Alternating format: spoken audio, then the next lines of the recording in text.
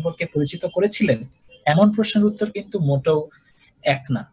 আমাদের মেন্ডেলিফ প্রথমে আমাদেরকে এই ধরনের ধারণা দেননি। প্রথম মৌলগুলোকে সাজানোর ক্ষেত্রে যে ধারণাটা আসে সেটাকে আমরা বলছি ত্রয়ী সিস্টেম, যেটাকে ইংলিশে বলে ট্রায়াড।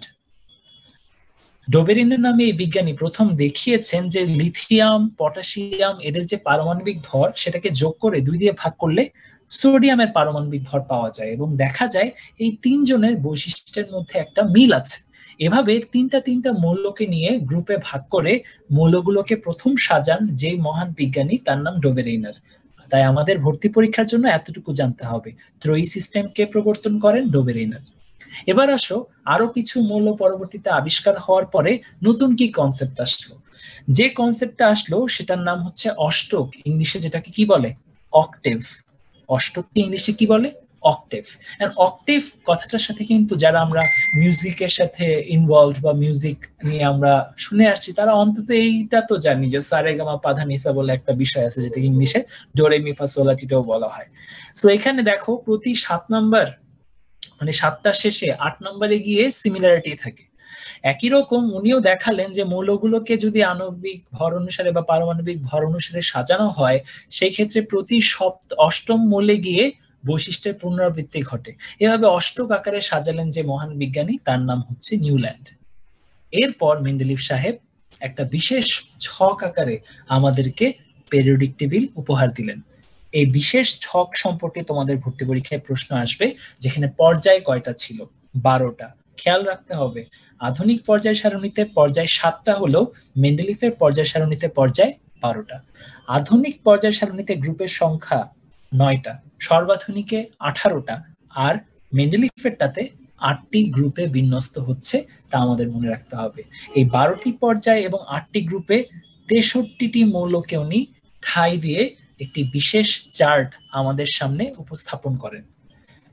চিন্তা করছো 8, 12 হিসেব করতে গেলে তুমি যদি 12/8 একটা ক্ষেত্র আঁকো তাহলে তো 96টা ঘর হয়, কিন্তু উনি জায়গা দিলেন 63টা মৌল, তাহলে অনেকগুলো ফাঁকা জায়গা আছে না? মেন্ডেলিফ ওই ফাঁকা জায়গাগুলো রাখলেনই বা কেন যদি কোনো মৌল না থাকে? এই জন্যই উনাকে আজ আমরা স্মরণ করি। উনি ওই ফাঁকা জায়গায় কি বসবে তা প্রেডিক্ট করে গিয়েছিলেন যে এই ফাঁকা জায়গায় যে বসবে সে এরকম বৈশিষ্ট্যধারী হবে, তার পারমাণবিক ভরটা এই ধাঁচের হবে। এভাবে উনি ভবিষ্যৎবাণী করে গিয়েছিলেন, যে ভবিষ্যৎবাণীগুলো ওনার জীবদ্দশায় এমনকি ওনার মৃত্যুর পরেও প্রমাণ এসেছে। এজন্যই আমরা মেন্ডেলিফকে পর্যায় সারণীর জনক বলি, যদিও তার এই পর্যায় সারণীতে একটা বিশাল ভুল আছে। সেই বিশাল ভুলটা কি? পারমাণবিক ভর অনুসারে ক্রম সাজানো।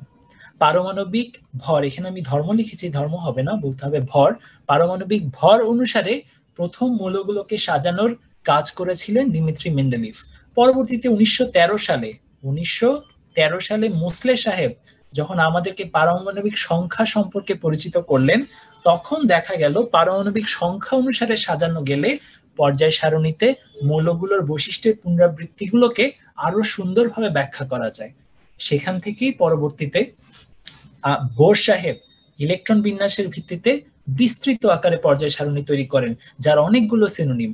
এটাকে বোরের পর্যায় সারণী বলতে পারো, এটাকে দীর্ঘকার পর্যায় সারণী বা ইংলিশে বলতে পারো long form of periodic table. এটারই বর্তমান রূপ সর্বাধুনিক পিরিয়ডিক টেবিল বা ইংলিশে যেটাকে বলা হয় মোস্ট মডার্ন পিরিয়ডিক টেবিল। এখানে মোট মৌল কয়টা আছে? 118টা। তো যাকে নিয়ে এত আলোচনা তাকে একটু দেখি। এই যে দেখো, আমরা দেখতে পাচ্ছি আধুনিক পর্যায় সারণী। যদিও এখানে আধুনিক লেখা আছে, আমি তাই একটা কোয়েশ্চেন তোমাদের জন্য জুড়ে দিলাম, এটা কি আদৌ আধুনিক পর্যায় সারণী নাকি সর্বাধুনিক, নাকি এটা একটা মিক্সড পর্যায় সারণী? খেয়াল করে দেখো, এখানে গ্রুপের নাম 1 দিয়ে লেখা, আবার 1A দিয়ে লেখা। যেমন 8 নম্বর গ্রুপ, এখানে 8, আবার রোমান হরফে 8 বলতে 3টা কলামকেই বোঝাচ্ছে। তাহলে এরকম জায়গায় আসলে বেসিক্যালি এখানে আধুনিক পর্যায় সারণীর লেভেলিংও আছে, সর্বাধুনিক পর্যায় সারণীর লেভেলিংও আছে। মনে রাখতে হবে, আধুনিক যদি বলা হয় পরীক্ষার প্রশ্নে, তখন গ্রুপের সংখ্যা হবে 9টা, আর সর্বাধুনিক বলা হলে গ্রুপের সংখ্যা হবে 18টা। আর এ বি সাব গ্রুপিং এর কথা যদি বলা হয় সেটা থাকবে আধুনিকে, সর্বাধুনিকে এরকম কোনো সাব গ্রুপিং নাই। আমরা কিন্তু আধুনিক বলি বা সর্বাধুনিক বলি, তাদের সবার ক্ষেত্রে কমন বিষয়গুলো নিয়ে একটু পরেই আলোচনা শুরু করব। যেমন পর্যায়ের সংখ্যা সবার ক্ষেত্রেই সমান, মোট 7টা। S block, D block, P block, F block, এভাবে আমরা 4টা ব্লকে মৌলগুলোকে যে ভাগ করতে পারি তা আমরা পরবর্তীতে দেখব।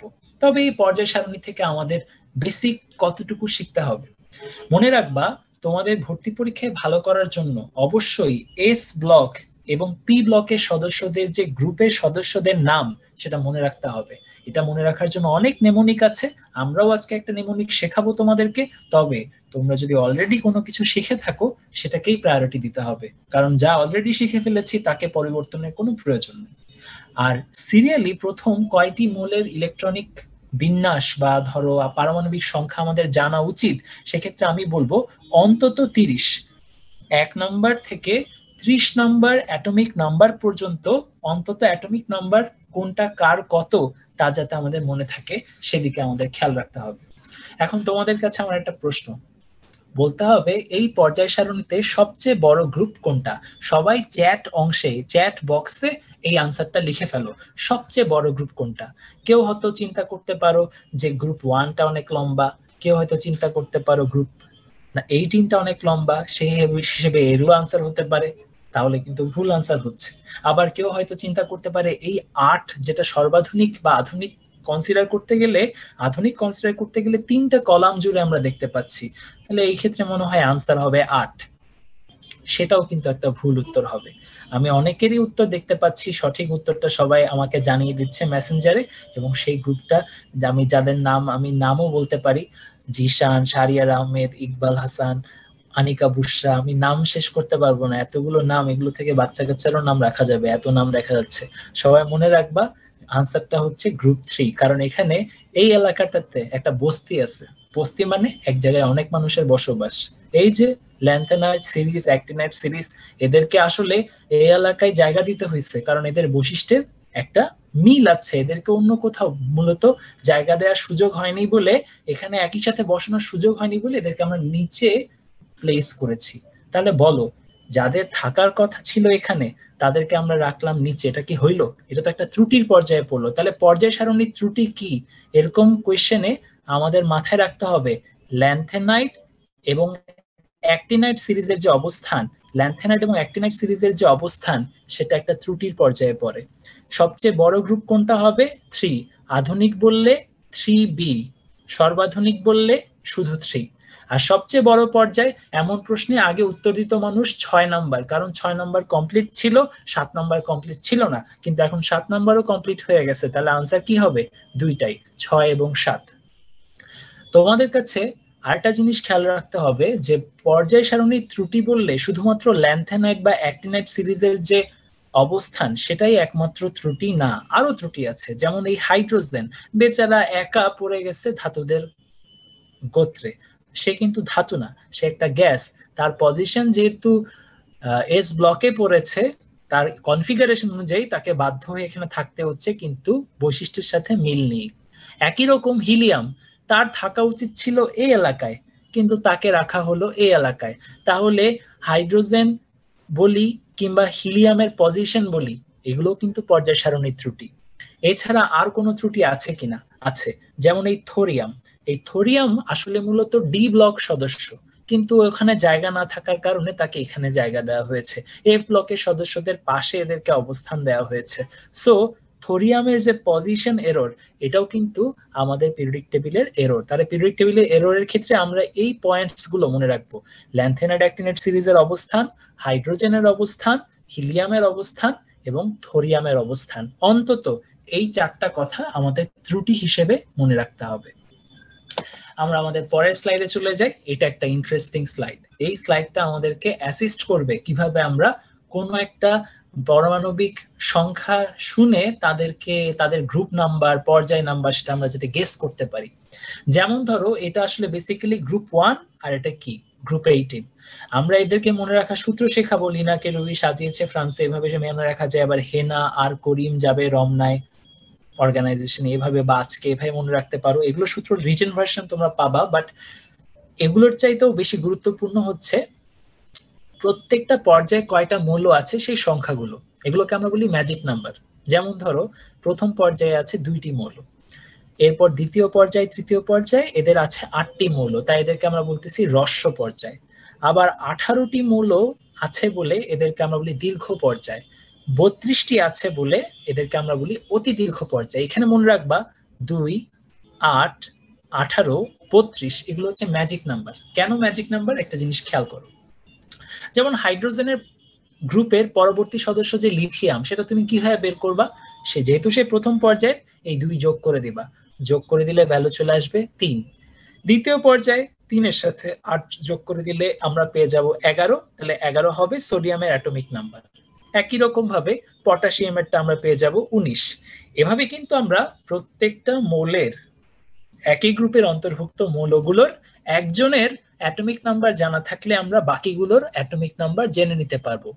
আবার পাশাপাশি হিলিয়াম, নিয়ন, আর্গন, ক্রিপ্টন যারা যারা আছে তাদের ক্ষেত্রেও সেম। হিলিয়ামের জন্য 2, যেহেতু 1 আর 2 দুইটা মৌল আছে। নিয়নের জন্য তাহলে আবার যোগ করে দিই, 2 এর সাথে 8 যোগ করলে কত হবে? 10। আর্গনের সাথে এই 10-এর সাথে 8 যোগ করলে 18, তারপর 18-এর সাথে 18 যোগ করলে 36। এভাবে কিন্তু আমরা যত মৌল আছে সবার সবার অ্যাটমিক নাম্বারটা মনে রাখতে পারবো, এবং অ্যাটমিক নাম্বারটা জানা থাকলে অন্য একটা অ্যাটমিক নাম্বার পেলে আমরা তা গেস করতে পারবো যে তাদের সাপেক্ষে তাদের অবস্থান কোথায়, এবং সেটা আমাদেরকে গাইড করবে যে গ্রুপ কত, পর্যায় কত, সেটা ডিটারমাইন করতে। তো সবাই আশা করি বুঝতে পারছো আমরা ওই মৌলগুলো সম্পর্কে পরিচিত হব। পাশাপাশি সর্বমোট মৌল কয়টি, এদের মাঝে ধাতু কয়টি, অধাতু কয়টি, অপধাতু কয়টি, এই ধরনের প্রশ্নগুলো কিন্তু ভর্তি পরীক্ষায় আসে। আমাদেরকে এই ধরনের কঠিন প্রশ্নগুলোর জন্য প্রস্তুতি নিতে হবে। এখন তোমাদের জন্য আমি একটা কোয়েশ্চেন জিজ্ঞেস করব। প্রশ্নটা হচ্ছে, একমাত্র তরল অধাতু কোনটি? তোমরা যারা যারা এই উত্তরটি জানো দ্রুত চ্যাট বক্সে আনসারটি লিখে ফেলো। এটার উত্তর সামনের ডিসকাশনের মধ্য দিয়ে রিভিল হয়ে চলে আসবে তোমাদের সামনে। আচ্ছা, তাহলে আমরা একটা গুরুত্বপূর্ণ প্রশ্ন পাচ্ছি যেটা ভর্তি পরীক্ষায় আসছে। আমি এখন ওই পোলটি থ্রো করে দিচ্ছি, সবাই পোলটি দেখে আনসারটি করে নাও। প্রশ্নটা হচ্ছে, আধুনিক পর্যায় সারণীতে মৌলের পর্যায়ভিত্তিক শ্রেণীকরণের মূল ভিত্তি কি? এবং সবাই যেভাবে র্যাপিডলি আনসার দিচ্ছে দেখে তো মনে হচ্ছে বাংলাদেশ আর জিম্বাবুয়ের ম্যাচে বাংলাদেশের পাওয়ার প্লে চলতেছে। হ্যাঁ ভাইয়া, তবে আমি হচ্ছে চ্যাটটা হচ্ছে করে দিয়েছি, মানে ওয়ানলি টু দা প্যানেলিস্ট। তো ওরা একজন আরেকজনের চ্যাটে কি লিখেছে এটা দেখতে পাবে না। হ্যাঁ, আচ্ছা আচ্ছা, তো অপশন গুলো এই মানে পোলের রেজাল্টটা ওরা জানতে চায় মাঝে মধ্যে। তো এটা একটু বলে দিলে ভালো হয় আর হ্যাঁ কি। হ্যাঁ, পোলের রেজাল্ট আমরা কন্টিনিউ করছি। পোলটা অলরেডি 70% এর উপরে ভোট পড়ে গিয়েছে। সো সবাই মোটামুটি আনসার দিচ্ছে। পোলটা বোধহয় শো করা যায় ওদের সামনে, শো করে দেখাইতে পারবেন। আচ্ছা, পোলটা অথবা মুখে বলে দিলেই হবে ভাইয়া যে এটার অ্যানসার এটা। হ্যাঁ হ্যাঁ, আধুনিক এই পোলটাতে আমরা দেখতে পাচ্ছি যে মেজরিটি মানুষ ইলেকট্রন বিন্যাস, 90% মানুষই দেখা যাচ্ছে ইলেকট্রন বিন্যাস আনসার করেছে, এবং এটাই কিন্তু কারেক্ট আনসার। এই ইলেকট্রন বিন্যাস এটাই আনসার কারেক্টলি হবে। যদি পারমাণবিক সংখ্যা অপশনে না থাকে সেক্ষেত্রে ইলেকট্রন বিন্যাসটাই কিন্তু কারেক্ট আনসার। আমাদের মনে রাখতে হবে নতুন পর্যায় সারণীতে আমাদের এই পর্যায় ভিত্তিক শ্রেণীকরণের মূল ভিত্তি ইলেকট্রন বিন্যাস।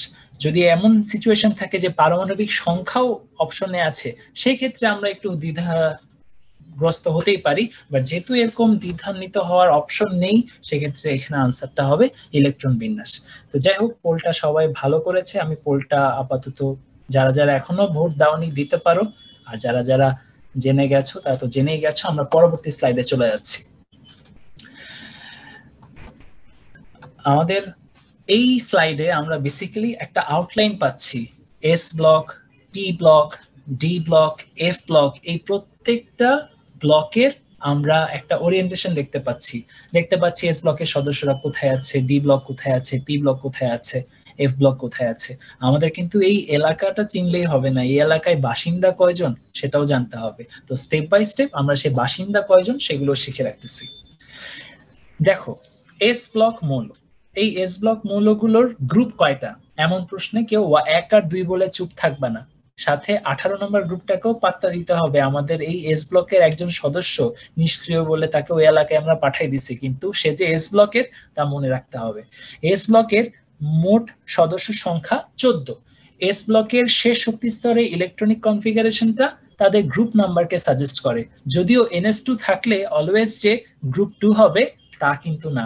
যেমন আমাদের হিলিয়াম NS2 হওয়া সত্ত্বেও গ্রুপ কত হচ্ছে? 80। এবার দেখো পি ব্লক মৌল। পি ব্লকে আমরা বেসিক্যালি হিলিয়ামকে যদি আমরা বাদ দেই তাহলে একটা 6x6 বর্গক্ষেত্র পেয়ে যাচ্ছি। 6 টোটাল যোগ করলে কত হবে? 36, গুণ করলে হবে 36। সো 36 সংখ্যক মৌল আমরা পাচ্ছি। আগে এক সময় আমরা আনসার করতাম, আমরা যখন ভর্তি পরীক্ষা দিছিলাম প্রাগৈতিহাসিক যুগে আর কি, যখন ডাইনোসর হাঁটাহাঁটি করতো, তখন উত্তর ছিল 32, কারণ তখন এই ধরনের 4টা মৌলগুলো তখন আবিষ্কৃত হয়নি। বাট এই সময়টাতে আমরা দেখতে পাচ্ছি 118টার প্রত্যেকটা মৌলই আবিষ্কার হয়ে বসে আছে। সো নিঃসন্দেহে আমাদের উত্তর হবে 36। আর তাদের লাস্ট শেলের ইলেকট্রনিক কনফিগারেশন গুলোর মোট ইলেকট্রন যোগ করে তার সাথে যদি আমরা 10 যোগ করি তাহলে আমরা গ্রুপের নাম্বারটা পেয়ে যাব। যেমন ধরো এই যে কার্বনের বোরনের ক্ষেত্রে, সেক্ষেত্রে আমরা NS2 NP1 এই কম্বিনেশন পাই বলে 10 যোগ করে আমরা 13 নম্বর গ্রুপ পাচ্ছি। আচ্ছা, এভাবে সবগুলো গ্রুপ আমরা ডিটারমাইন করতে পারি। ডি ব্লকের সদস্য সংখ্যা কত? আমরা খেয়াল করে দেখব ডি ব্লকের ক্ষেত্রে 4টা পিরিয়ড ছিল আর ছিল 10টা গ্রুপ।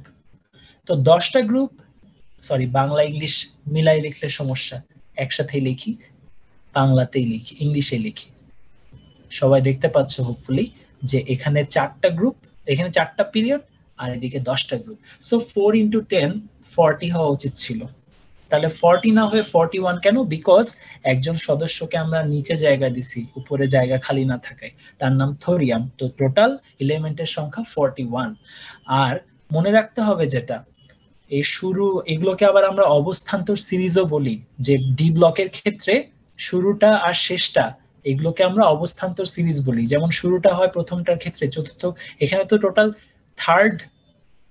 তৃতীয় পর্যায় থেকে শুরু হচ্ছে, ফোর্থ, ফিফথ, 6, 7 টোটাল এই 3 নাম্বার না 4টা পর্যায়ে, 4th, 5th, 6th, 7 এই 4টা পর্যায় থেকে শুরু হচ্ছে। চতুর্থ পর্যায় থেকে আমরা অবস্থান্তর সিরিজ গুলো পাচ্ছি। প্রথম অবস্থান্তর সিরিজ, দ্বিতীয় অবস্থান্তর সিরিজ, তৃতীয় অবস্থান্তর সিরিজ, এভাবে আমরা মেনশন করতেছি। তো এই সিরিজটা শুরুটা কোথায় শেষটা কোথায় এটা যাতে আমাদের মনে থাকে। স্কুলে যাবেন, তারপর কেন কাঁদেন, এভাবে আমরা মনে রাখি। কেন বলতেছি কেন? ওয়াই মানে ওয়াই, এভাবে মনে রাখবো। এরকম সূত্র আছে যেটা আমরা নিজেরা বের করার চেষ্টা করবো আর কি, যাতে আমরা মনে রাখতে পারি কোন অবস্থান্তর সিরিজের অন্তর্ভুক্ত কোন মৌল। আরেকটা জিনিস দেখতে পাচ্ছি, এদের সাধারণ ইলেকট্রন বিন্যাসের সংকেত এবং এই লাস্ট ইলেকট্রনিক কনফিগারেশনের যে ইলেকট্রনের সংখ্যা তা যোগ করে কিন্তু আমরা তাদের গ্রুপ সংখ্যাটা বের করতে পারি। আচ্ছা, এখন পর্যায় সারণীতে ডি ব্লকের মৌল সংখ্যা কয়টি? এটা দ্রুত তোমরা চ্যাটে আনসারটা লিখে ফেলো, এবং আমি জানি এটা কারোই ভুল হবে না। একটু আগেই আমরা এটা পড়ে আসলাম, 24, 43, 15, এই একটা উত্তরও আমরা শুনিনি। সো নিঃসন্দেহে আমরা উত্তর যেটা পাবো সেটা হচ্ছে 41। সবাই আমি দেখতে পাচ্ছি চ্যাটের আনসার গুলো, মেজরিটি মানুষই 41 আনসার দিচ্ছে। এফ ব্লক মৌলের ক্ষেত্রে আমরা চলে আসি। সর্বশেষ ইলেকট্রন এফ অরবিটালে যায় বলে তারা এফ ব্লক মৌল। এখানে দুইটা সিরিজ আছে, ল্যান্থানয়েড সিরিজ বা ল্যান্থানাইট সিরিজ, আবার অ্যাক্টিনয়েডস বা অ্যাক্টিনাইট সিরিজ। এখানে মোট 30টা মৌল আছে, কিন্তু এফ ব্লক মৌলের সদস্য সংখ্যা বলা হলে আনসার হবে 27টি। এখানে সেটা লেখা আছে, কারা কারা এফ ব্লক মৌল নয় তাও লেখা আছে। এখন তোমাদেরকে যদি আমি এখান থেকে প্রশ্ন করি, ল্যান্থেনাইট এবং অ্যাক্টিনাইট এদের মাঝে কোন সিরিজ সম্পূর্ণরূপে তেজস্ক্রিয় মৌল ধারণ করে? এর উত্তর কি হবে তোমরা একটু চ্যাট বক্সে আমার সাথে শেয়ার করো। ল্যান্থেনাইট এবং অ্যাক্টিনাইট এদের মাঝে কোন সিরিজকে তোমরা এক্সক্লুসিভলি রেডিও অ্যাক্টিভ বলবা, মানে কোন সিরিজের সকল মৌল তেজস্ক্রিয়? এমন প্রশ্ন হলে কি উত্তর হবে? আমরা খেয়াল করে দেখি এফ ব্লক মৌলের গ্রুপ সংখ্যা যদি কেউ আমাদেরকে বের করতে দেয়, আমরা তো তাচ্ছিল্যের হাসি দিয়ে বলে দিব যে গ্রুপ 3, কারণ আমরা একটু আগেই দেখে আসছি যে এদের সদস্যদেরকে জায়গা না থাকার কারণে একই জায়গায় আমরা স্থান দিতে পারি নাই বলে নিচে আবার সিরিজ আকারে প্রেজেন্ট করে দিছি, এবং জায়গাটা কোন গ্রুপে তাও আমরা জানি। এবং এজন্যই যে এই গ্রুপটা সবচেয়ে বড় গ্রুপ হয়েছে, তা একটু আগে আমরা মেনশন করে এসেছি। সো এদের গ্রুপ বের করা আমাদের জন্য তেমন কষ্টসাধ্য বিষয় হবে না। তো আমি দেখতে পাচ্ছি অনেকেই চ্যাটের মধ্যে আনসার লিখছে, যে আনসারটা হচ্ছে অ্যাক্টিনাইট সিরিজের অন্তর্ভুক্ত মৌলগুলো সবাই তেজস্ক্রিয়। থ্যাংক ইউ সবাই চ্যাট বক্সে কারেক্ট আনসার দেওয়ার জন্য। আমরা এখন ইলেকট্রন বিন্যাস হতে পর্যায় সারণীর যে ইম্পর্টেন্ট ইনফরমেশন, পর্যায় নির্ণয় করা, গ্রুপ সংখ্যা নির্ণয় করা, এই জাতীয় তথ্যগুলোর সামারি দেখতে পাচ্ছি। আমরা যা আলোচনা করেছি তার সবগুলোই কিন্তু এখানে রিপিট হচ্ছে। আমরা এই গ্রুপ সংখ্যা বের করা, পর্যায় সংখ্যা বের করা, এগুলো কিন্তু প্র্যাকটিস করব বারবার। যেমন আমি একটা প্র্যাকটিস করতে পারি এখন। ধরো আমি তোমাদেরকে প্রশ্ন করলাম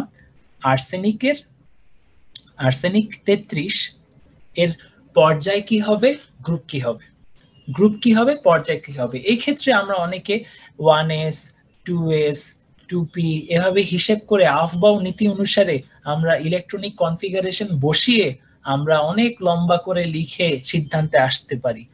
এই ক্ষেত্রে ভর্তি পরীক্ষা কিন্তু আমাদেরকে এত সময় দেবে না যে আমরা কিভাবে এত ইলেকট্রনিক কনফিগারেশন লিখে সেটা বের করব। আমাদের এইচএসসি পরীক্ষার জন্য অবশ্যই এই ধরনের প্রশ্ন আসলে ইলেকট্রনিক কনফিগারেশন পূর্ণাঙ্গটাই লিখতে হবে। সেই ক্ষেত্রে একটা শর্টকাট পলিসি হচ্ছে নিকটবর্তী যে ইনার্ট গ্যাস ততটুকু পর্যন্ত কনফিগারেশনটা লিখে রাখা। যেমন আর্সেনিকের আগে আমরা যদি হিসেব করতে চাই আর্গন পরে আসবে, সো আর্গনের ইলেকট্রনিক কনফিগারেশন লিখে পরবর্তী ইলেকট্রনিক কনফিগারেশনটা লিখে দিলে আমরা যোগ করে টের পেয়ে যাব যে এটা কোন গ্রুপের আওতায় পড়ে। তবে সেটাও আমার পক্ষে একটু সময় সাপেক্ষ মনে হয়, তাই আমি একটা অন্য পদ্ধতিতে কিভাবে এটা বের করা যায় তা তোমাদেরকে শেখাবো।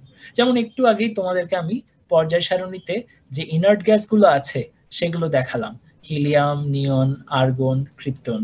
আমরা সেখানে মনে করতে পারি তাদের সদস্য সংখ্যা, তাদের অ্যাটমিক নাম্বারগুলো কি ছিল, 2 ছিল, 10 ছিল, 18 ছিল, 36 ছিল। খেয়াল করে দেখো 36টার সবচেয়ে কাছে হচ্ছে এই আর্সেনিকটা, অর্থাৎ নিকটবর্তী ইনার্ট গ্যাসটা যদিও পরে আমরা এভাবে কনসিডার করতে পারি 36, তাহলে 36 হলে তার আগেরটা 35, 34, 33 এভাবে চিন্তা করতে পারবো। তাহলে এটা যদি গ্রুপ 18 হয়, গ্রুপ 17 হয়, 16 হয়, তাহলে এটার গ্রুপ কি হবে 15। আবার এটা 4 নম্বর পর্যায়ে পড়েছে, তাহলে আমরা নির্দ্বিধায় উত্তর দিতে পারি 4th পিরিয়ড, আর গ্রুপ হবে কি 15। এভাবে আমরা সহজে বের করে নিতে পারবো। তবে যার কাছে যেটা যত বেশি সুবিধাজনক মনে হয় সে সেই পদ্ধতিটাই ফলো করবা। আইডিয়াল পদ্ধতি কি, শেষ কক্ষপথের ইলেকট্রনিক কনফিগারেশন বের করে উত্তরটা নির্ধারণ করা। আচ্ছা, তাহলে তোমরা সবাই আমাকে একটু জানায় দাও আয়রন এর গ্রুপ এবং পিরিয়ড কত হবে। সবাই চ্যাট বক্সে আমাকে সেটা শেয়ার করো, আমি একটু পরে সেটা চেক করে নিচ্ছি। তাহলে ওটা শেয়ার করার পাশাপাশি আমি তোমাদের জন্য নতুন পোল থ্রো করব। এর আগের পোলে অলমোস্ট 91% মানুষ সঠিক উত্তর দিয়েছিল, যেটা ছিল ইলেকট্রন বিন্যাস। আমরা এখন নতুন পোল থ্রো করছি এবং এই পোলটা সবাই দেখে আনসার করো যে ইলেকট্রন বিন্যাস অনুযায়ী ক্রোমিয়াম কোন পর্যায়ে অবস্থিত। ইলেকট্রন বিন্যাস অনুযায়ী ক্রোমিয়াম কোন পর্যায়ে অবস্থিত। আমি দেখতে পাচ্ছি যে পোলে দ্রুত গতিতে আনসারটা কারেক্টের দিকে বেশি পড়তেছে। দাঁড়িপাল্লা মাপলে দেখা যাচ্ছে এখনো 84% মানুষ সঠিক উত্তরটাই দিচ্ছে। Very good. আমাদের এখানে যারা যারা আমরা জয়েন করেছি সবার পারফরমেন্সই অনেক ভালো, আমরা এই পারফরমেন্সটা ধরে রাখার চেষ্টা করব। অন্যদিকে আমার চ্যাট বক্সে আমি দেখতে পাচ্ছি যে আগের প্রশ্ন আয়রনের ক্ষেত্রে সবাই গ্রুপ এবং পিরিয়ড খুব সুন্দর মতো ডিটারমাইন করে দিচ্ছে। গ্রুপ হচ্ছে 8, পিরিয়ড হচ্ছে 3, এভাবে সবাই খুব সুন্দর মতো আনসার করে দিচ্ছে। পিরিয়ড হচ্ছে 4 এবং গ্রুপ হচ্ছে 8, পারফেক্টলি আনসার দিচ্ছে। ওয়াল্টার হোয়াইটও আমাদের সাথে পার্টিসিপেট করছে, আমি দেখতে পাচ্ছি। কেমিস্ট্রি বসরাও তো সব এখানে পার্টিসিপেট করে বসে আছে, তাহলে আর কি বলবো। ওয়াল্টার হোয়াইট আনসার দিয়েছে 4 আর 8, শুনেই তো আমার ভয় কেঁপে উঠতেছে আত্মা। যাই হোক, ওয়াল্টার হোয়াইটকে বাকিরা চিনো কিনা জানি না, হাইজেনবার্গ ক্যারেক্টারটার সাথে ইনভলভড আর কি। চলে আসি আমরা ব্রেকিং ব্যাড, যারা কেউ যদি দেখে থাকো তাহলে রিলেট করতে পারবো। আমরা এই পোলের আনসারটাও বলে দিই, যেহেতু সবাই সঠিক উত্তরই দিচ্ছে, অলমোস্ট 80% লোক এখন পর্যন্ত সঠিক উত্তর দিয়েছে। অ্যারাউন্ড 1000 পার্টিসিপেন্ট এটার আনসার করেছে অলরেডি, তাই আমি আর দেরি না করে এর উত্তর জানিয়ে দিচ্ছি। এর উত্তর হচ্ছে 4। ক্রোমিয়ামের ক্ষেত্রে আমরা সেটা 4 কিভাবে ডিটারমাইন করলাম। ক্রোমিয়ামের ইলেকট্রনিক কনফিগারেশনটা যদি চিন্তা করো, ক্রোমিয়ামের কত 24। ক্রোমিয়ামের এই নাম্বারটা আমাদের আর্গনের পরে আবার ক্রিপ্টনের আগে, সো ক্রিপ্টনের যে পিরিয়ড সেই পিরিয়ডের মধ্যে পড়বে, সেভাবেই আমরা চিন্তা করে উত্তরটা দিয়ে দিব 4। আচ্ছা, এখন আমরা পরের স্লাইডে চলে যাই। দেখো মৌলসমূহের যে গ্রুপ ভিত্তিক ধারণা আমরা পাচ্ছি, এখানে অনেকগুলো বিশেষ বিশেষ পরিচয় দেখতে পাচ্ছি বিভিন্ন বিভিন্ন গ্রুপের। এগুলো সবই আমাদের ভর্তি পরীক্ষার জন্য শতভাগ গুরুত্বপূর্ণ। কোনটা ক্ষার ধাতু, কোনটা মৃৎক্ষার ধাতু, কোনটা মুদ্রা ধাতু, এগুলো সবই আমাদের মনে রাখতে হবে। খেয়াল রাখবা হ্যালোজেন কারা কারা, হ্যালোজেন কারা কারা, চ্যালকোজেন কারা কারা, এগুলো সব আমাদের একটু খেয়াল রাখতে হবে। নিষ্ক্রিয় বা অভিজাত মৌল কারা কারা, এগুলো আমাদের পরীক্ষায় যাতে কখনোই ভুল না হয়। আর লাস্টলি এই অপধাতুর নামগুলো মনে রাখার একটা সূত্র তোমাদেরকে দিতে পারি, যে বড় ছেলে যেন আজ সব থেকে অপদার্থ,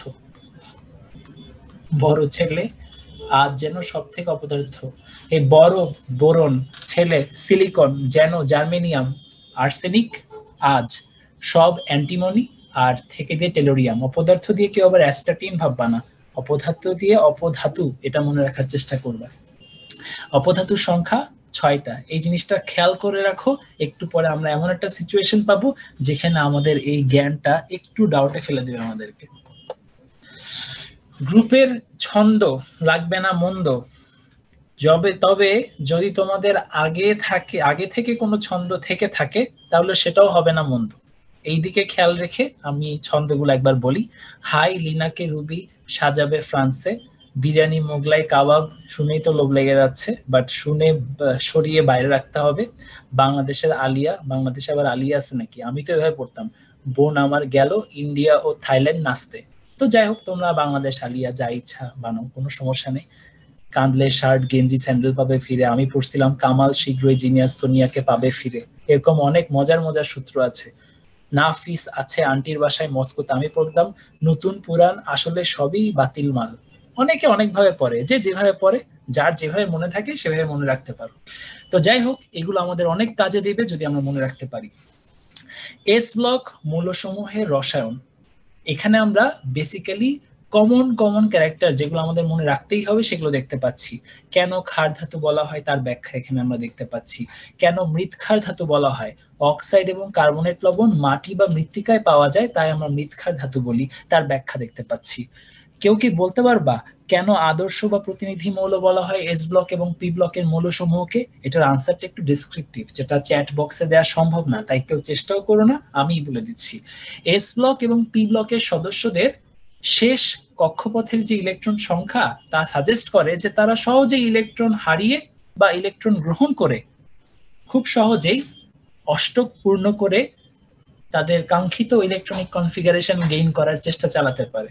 তাই এদেরকে আমরা আদর্শ বা প্রতিনিধি মৌল বলি, যেটা কিনা ডি ব্লক বা এফ ব্লকের ক্ষেত্রে আমরা দেখতে পাই না। এখন আসো এস ব্লক ধাতব মৌলসমূহের সাধারণ কি কি বৈশিষ্ট্য আমাদের মনে রাখতে হবে। এই যে ছবি দেখে মনে রাখবা, এস ব্লকের সদস্যগুলো এতটাই নরম সরম যে কোনো কোনো ক্ষেত্রে এদেরকে ছুরি দিয়ে কাটা যায়। এই যে দেখো, সোডিয়াম ধাতুকে ছুরি দিয়ে কাটা যায়, খুবই গুরুত্বপূর্ণ ইনফরমেশন। আবার এদের ঘনত্ব কম বলে দেখা যায় এরা পানির উপরে ভাসে। এই গুণাগুণ দেখতে গিয়ে আবার কেউ সোডিয়ামকে পানির উপর ভাসানোর চেষ্টা করবা না, তাহলে বিস্ফোরণ হয়ে নিজেই পানির উপর ভাসবা। সো সোডিয়ামকে সংরক্ষণ করতে হবে কোথায়? কেরোসিনের নিচে সংরক্ষণ করতে হবে। এরা নিম্ন গলনাঙ্ক স্ফুটনাঙ্ক হবে, নরম সরম, এটাই তো অ্যাটলিস্ট সাজেস্ট করে। এছাড়া যৌগসমূহ হবে বর্ণহীন। তোমাদের জন্য আমি একটা কোয়েশ্চেন থ্রো করি। ধরো আমি বললাম লিথিয়াম আবার সিজিয়াম, এই দুইজনের মাঝে কার গলনাঙ্ক কম? তোমাদের জন্য আমার প্রশ্ন থাকলো, লিথিয়াম এবং সিজিয়াম এই দুইজনের মাঝে কার গলনাঙ্ক কম? দেখি চ্যাট বক্সে দ্রুত গতিতে আনসারটা লিখে ফেলো। আমি দেখতে পাচ্ছি অনেকেই আনসার লেখা শুরু করে দিয়েছে। রুতবা বিনতে Ashraf correct answer, Naima Ferdousi correct answer, আরো অনেকেই আনসার করছে, সাদমান, আকাশ পাল। সবাই আমার প্রশ্নগুলোকে এমন ভাবে মারতেছে যেন আমি লোপ্পা বল দিচ্ছি। চিরাঙ্গের ভাষায় বলে যে খুব স্লোলি বল দেয়া, যেটা ছক্কা মারার জন্য খুব ইজি। এই ধরনের বলগুলোকে বলে লোপ্পা বল। তোমরা লোপ্পা বলে কোপাচ্ছ। যাই হোক, সবাই আনসার দিচ্ছে সিজিয়াম। যেহেতু তোমরা এটা শেখাচ্ছ আমাকে, তাই আমি তোমাদেরকে একটা গিফট দিচ্ছি। সেই গিফটটা হচ্ছে তরল ধাতু কারা কারা। আমরা তরল ধাতু বললে একটাই মনে রাখি, মার্কারি, বাট আমাদের এই সিজিয়ামও কিন্তু তরল অবস্থায় থাকে কক্ষ তাপমাত্রায়।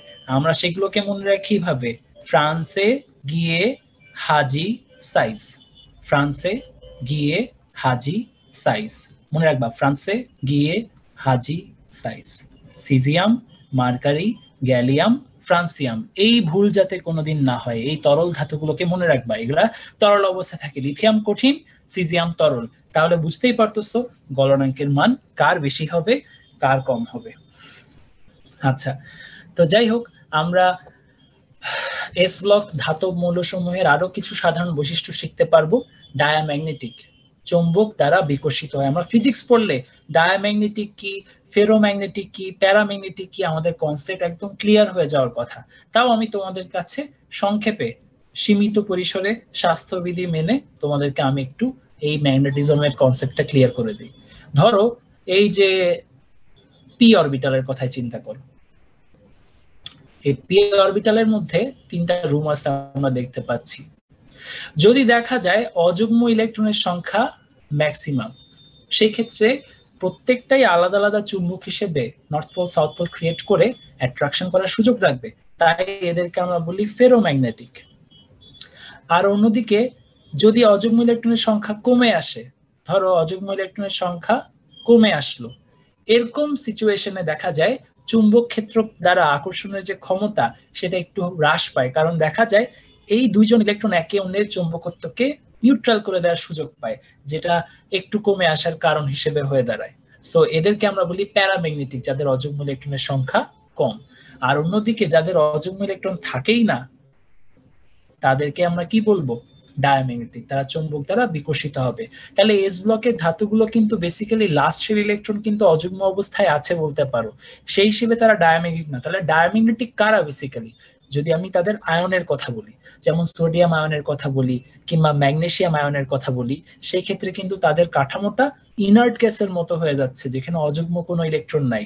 এই আয়নগুলো মূলত ডায়াম্যাগনেটিক হিসেবে বৈশিষ্ট্য প্রদর্শন করে। তাহলে এটা আমরা একটু মনে রাখবো, কোনটা ফেরোম্যাগনেটিক, কোনটা প্যারাম্যাগনেটিক, কোনটা ডায়াম্যাগনেটিক। তীব্র বিজারক, তড়িৎ ধনাত্মক, বেরিলিয়াম ম্যাগনেসিয়াম ব্যতীত সবাই বুনসেন শিখায় বর্ণ দেয়। বুনসেন শিখায় বর্ণ দেয়, কে কোন বর্ণ দেয় দেখি খুব দ্রুত। এটার উত্তর কে দিতে পারে আমি একটু খেয়াল করব। সবাই আমাকে আনসারে লিখবা যে ব্যারিয়াম, বিরিয়ানি কাবাব মোগলাই সরিয়ে, বিরিয়ানি মোগলাই কাবাব সরিয়ে বাটিতে রাখলো, এই বাটির ব্যারিয়াম শিক্ষা পরীক্ষায় কি ধরনের বর্ণ প্রদর্শন করে দেখি। সবাই আমাকে চ্যাট বক্সে সেটা শেয়ার করো যে শিক্ষা পরীক্ষায় ব্যারিয়াম কি কালার শো করে। এটা কিন্তু ভর্তি পরীক্ষা, আমি তোমাদেরকে সস্তা প্রশ্ন করতেছি না যে সোডিয়াম সোনালী হলুদ দেয়, পটাশিয়াম বেগুনি দেয়, এগুলো কিন্তু খুবই সস্তা প্রশ্ন, এগুলো আমি কিন্তু তোমাদেরকে জিজ্ঞেস করতেছি না, কিন্তু এই ফাঁকে কিন্তু বলেও দিছি যাতে তোমরা শিখে নিতে পারো। বাট ব্যারিয়ামটা কি সেটা একটু তোমরা যদি আমাকে শেখাও তাহলে আমি খুব খুশি হতাম। কেউ কি আনসার দিতে পারবা, ব্যারিয়াম শিক্ষা পরীক্ষায় কি কালার প্রদর্শন করে দেখি। সবাই চ্যাট বক্সে অনেকে অনেক রকম আনসার দিচ্ছে, লেটেস্ট আনসার গুলো একটু খেয়াল করি। আচ্ছা, সবাই মোটামুটি আনসার দিয়ে যাচ্ছে। একজন আনসার দিয়েছে,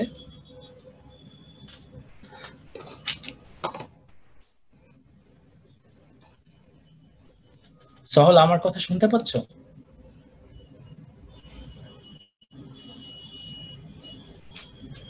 আচ্ছা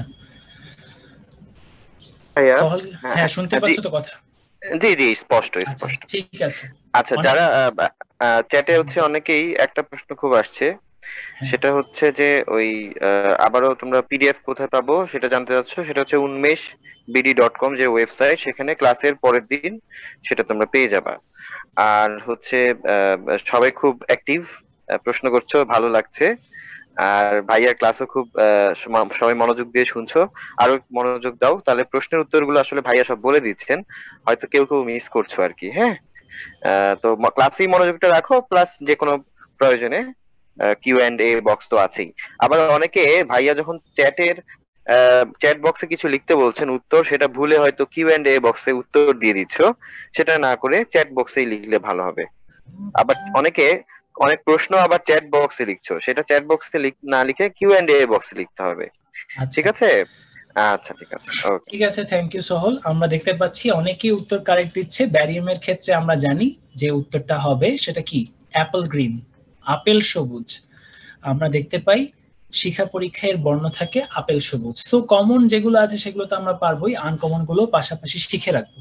আমরা কিছু কোয়েশ্চেন দেখতে পাচ্ছি প্রিভিয়াস ইয়ারে আসা প্রশ্ন। এই প্রশ্নটা অলরেডি আমি ব্যাখ্যা সহ বলে দিয়েছি, এর উত্তর কারো ভুল হওয়া উচিত হবে না। কোন মৌলগুলোকে আদর্শ বা প্রতিনিধি মৌল বলা হয়, এবং এটার উত্তর আমি সবাই জানি, সবাই কারেক্টলি আনসার করবে, যেটা এস ব্লক এবং পি ব্লকের মৌলসমূহ। এরপর আরেকটা সহজ প্রশ্ন দেখতে পাচ্ছি, সবচেয়ে হালকা ধাতু কোনটি? এটার আনসার দ্রুত করে ফেলো তো। এটার আনসার কি হতে পারে, সবচেয়ে হালকা ধাতু কোনটি? আমি দেখতে পাচ্ছি অ্যালুমিনিয়াম, ম্যাগনেসিয়াম, সোডিয়াম, এগুলো এক একটার চাইতে ভারী। তুলনামূলকভাবে লিথিয়ামের অবস্থান পর্যায় সারণীতে সবচেয়ে বামের দিকে এবং উপরের দিকে, এবং তার উত্তরটাই হবে কারেক্ট, যে লিথিয়াম দিচ্ছ। এখন আমরা আরেকটা পোল কোয়েশ্চেন থ্রো করতে যাচ্ছি।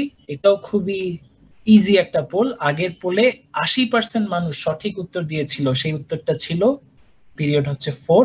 এখন নতুন যে পোল 2, পোল 3, সেটা আমি থ্রো করতে যাচ্ছি। সবাই দেখো, নিচের কোনটি এস ব্লক মৌল? পোলের প্রশ্নে হয়তো দেখা যাচ্ছে না প্রশ্নটা খেয়াল করো, নিচের কোনটি এস ব্লক মৌল, এবং দ্রুত আনসার করে ফেলো। আমি দেখতে পাচ্ছি দ্রুত গতিতে আনসার আসছে। জি হ্যাঁ, আচ্ছা, আরেকটা জিনিস সবাই প্রশ্ন করছো যে আমরা যে বইটা দেখাবো বা কোন বইটা মূলত ফলো করব, আমরা হচ্ছে হাজারি নাগ স্যারের নতুন এডিশনের বইটাই হচ্ছে মেইনলি ফলো করব।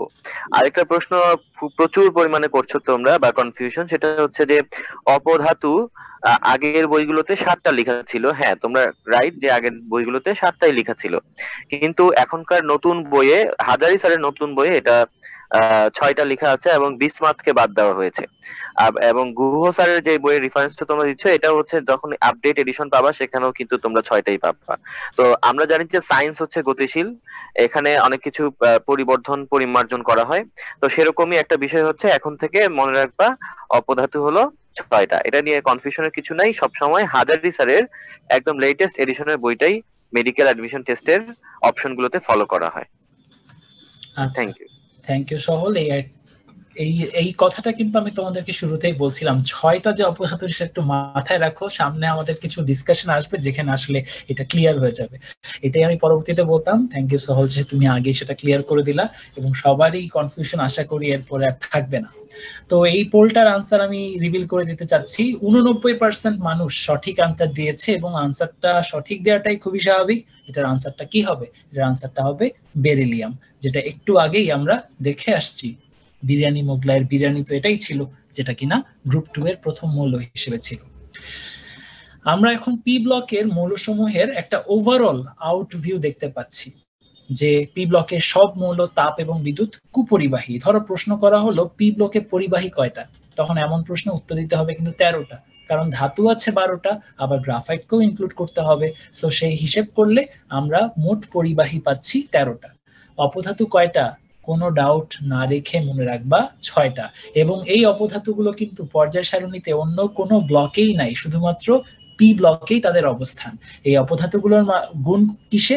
সেমিকন্ডাক্টর হিসেবে এদের ব্যবহার সবচেয়ে বেশি। এই যে আজকে আমরা ভার্চুয়াল প্ল্যাটফর্মে ক্লাস করতে পারছি, এর জন্য কিন্তু সিলিকনকে আমাদের থ্যাঙ্কস দেওয়া উচিত। এই সিলিকন না থাকলে এই সেমিকন্ডাক্টর, এই ট্রানজিস্টর, এগুলো এতটা ইজি হতো না যতটা আমাদের এই ডিভাইসগুলোকে পোর্টেবল করার ক্ষেত্রে তারা উপকার করছে। আমরা যে বৈশিষ্ট্যগুলো দেখতে পাচ্ছি, গ্রুপের উপর থেকে নিচে কি পরিবর্তন, পর্যায়ের বাম থেকে ডানে কি পরিবর্তন, এগুলো আমরা যখন পর্যায়বৃত্ত ধর্ম আলোচনা করব তখন এখানকার যত ডাউট আছে সেগুলো আবার ক্লিয়ার হয়ে যাবে।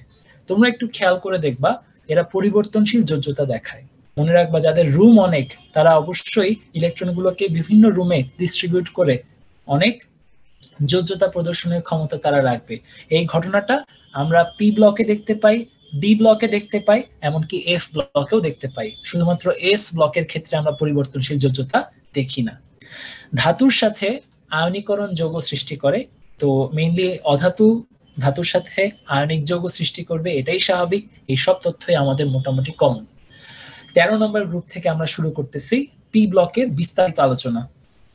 বোন আমার গেল ইন্ডিয়া ও থাইল্যান্ড, এভাবে আমরা মনে রাখতে পারি, বা যেভাবে আমরা এখানে পাচ্ছি বা যেভাবে নিজেরা শিখেছি সেভাবে মনে রাখতে পারি। কি বেশি গুরুত্বপূর্ণ খেয়াল করো, এখানে যে উৎস বা আকরিক গুলো বলা আছে তার মাঝে কেওলিন কিন্তু একবার ভর্তি পরীক্ষায় এসেছে, চায়না ক্লের সংকেত কোনটি এমন প্রশ্ন হিসেবে। আর বাকি যেগুলো দেখতে পাচ্ছ এগুলোকেও ফেলনা করা যাবে না। অ্যালুমিনিয়াম অক্সাইড অ্যালুমিনা নামে পরিচিত, নিরোধক হিসেবে ব্যবহৃত হয়। বক্সাইড অ্যালুমিনিয়াম নিষ্কাশনে, এখান থেকেই আমরা অ্যালুমিনিয়ামকে নিষ্কাশন করি। ক্রায়োলাইট যেটা কিনা ক্যাটালিস্ট প্রমোটার হিসেবে ব্যবহৃত হয় হেবারবোস পদ্ধতিতে। ফেলসপার এগুলো সিমেন্ট শিল্পের কাঁচামাল হিসেবে ব্যবহৃত হয়। এই সব বিষয়গুলো কিন্তু আমাদেরকে খেয়াল রাখতে হবে, এদের সংকেতগুলো আমাদের মনে রাখতে হবে। এবং এখানে আমরা একটা স্ট্রাকচার দেখতে পাচ্ছি, যে স্ট্রাকচারটার ব্যাখ্যা তোমাদের এইচএসসি পরীক্ষার প্রস্তুতিতে অবধারিতভাবে লাগবে। যে প্রশ্নটা আসে অ্যালুমিনিয়াম ক্লোরাইড কেন ডাইমার গঠন করে, অর্থাৎ Al2Cl6 কেন তৈরি করে, এর ব্যাখ্যাটা অবশ্যই আমাদের এইচএসসি পরীক্ষার জন্য খুবই খুবই গুরুত্বপূর্ণ, আমরা শিখে নেব। এখন আমরা দেখো গ্রুপ 14 এর মৌলগুলোকে দেখতে পাচ্ছি। এই 14 এর মৌলগুলোর ক্ষেত্রে মনে রাখবা কার্বন হচ্ছে একটা সেলিব্রিটি মৌল। এই কার্বন সংক্রান্ত অনেক অনেক তথ্য আমাদের ভর্তি পরীক্ষায় আসে। কার্বনের 14 আইসোটোপটা সম্পর্কে আমাদের পরীক্ষায় আসে, যেটা পৃথিবীর বয়স নির্ধারণে সাহায্য করে, ফসিলের বয়স নির্ধারণে সাহায্য করে। সিলিকন সংক্রান্ত মনে রাখতে হয় যে এটা সেমিকন্ডাক্টর। আর লেড সম্পর্কিত অনেক বিষক্রিয়ার তথ্য আমরা পরিবেশ রসায়ন চ্যাপ্টারে গিয়ে পড়বো। সো বেসিক্যালি এই তিনটা এলিমেন্টের তথ্য বেশি গুরুত্বপূর্ণ। আর ওভারঅল উৎসগুলোর নাম আমাদের জানতে হবে, জারণ অবস্থাগুলো সম্পর্কে মনে রাখতে হবে। বলতে পারবা কেউ? সবার জন্য আমার একটা প্রশ্ন, কার্বনের একমাত্র যৌগের নাম বলো। কার্বনের একমাত্র যৌগের নাম বলো যেখানে কার্বনের যোজনী 2। এই প্রশ্নটার উত্তর সবাই চ্যাট বক্সে শেয়ার করো। কার্বনের একমাত্র যৌগ যেখানে কার্বনের যোজনী 2। আই হোপ সেটা উত্তর নীরবেই দিয়ে তোমরা নীরবেই ঘাতক করে ফেলবা, এই নীরবেই হত্যা করে ফেলবা আর কি এই প্রশ্নটাকে, তাহলে তোমরাই হয়ে যাবা সেই উত্তরটা। তাহলে আমরা চলে যাই, আমরা গ্রুপ 14 এর যে মৌলসমূহ দেখতে পাচ্ছি, গ্রুপ 14 এর মৌলসমূহের কিছু যৌগের প্রকৃতি নিয়ে আলোচনা করবে। এগুলো প্রত্যেকটাই এইচএসসির ব্যাখ্যামূলক প্রশ্নে আমরা খুঁজে পাবো। যেমন প্রশ্ন আসতে পারে সিলিকনের অষ্টক সম্প্রসারণ সম্ভব, ব্যাখ্যা করো। সেই ক্ষেত্রে তার যে ফাঁকা ডি অরবিটাল সেটা দিয়ে আমাদেরকে ব্যাখ্যা করতে হবে। টিন এটা একটা অপধাতুর, টিনটা একটা ধাতু অপধাতুর কাতারেই পড়তে পারে। এই টিনের যে যৌগগুলো সেগুলো সমযোজী, সেটা আমাদের মাথায় রাখতে হবে। সিলিকন টেট্রাক্লোরাইড আর্দ্র বিশ্লেষিত হলেও কার্বন টেট্রাক্লোরাইড আর্দ্র বিশ্লেষিত হতে পারে না। এর ব্যাখ্যাটা আমাদেরকে অবশ্যই মনে রাখতে হবে যে আর্দ্র বিশ্লেষণ হতে হলে, আর্দ্র বিশ্লেষণ যদি হতে হয়, আর্দ্র বিশ্লেষণের মূল শর্তটা কি? আর্দ্র বিশ্লেষণ হওয়ার জন্য মূল শর্তটাই হচ্ছে কেন্দ্রীয় পরমাণু।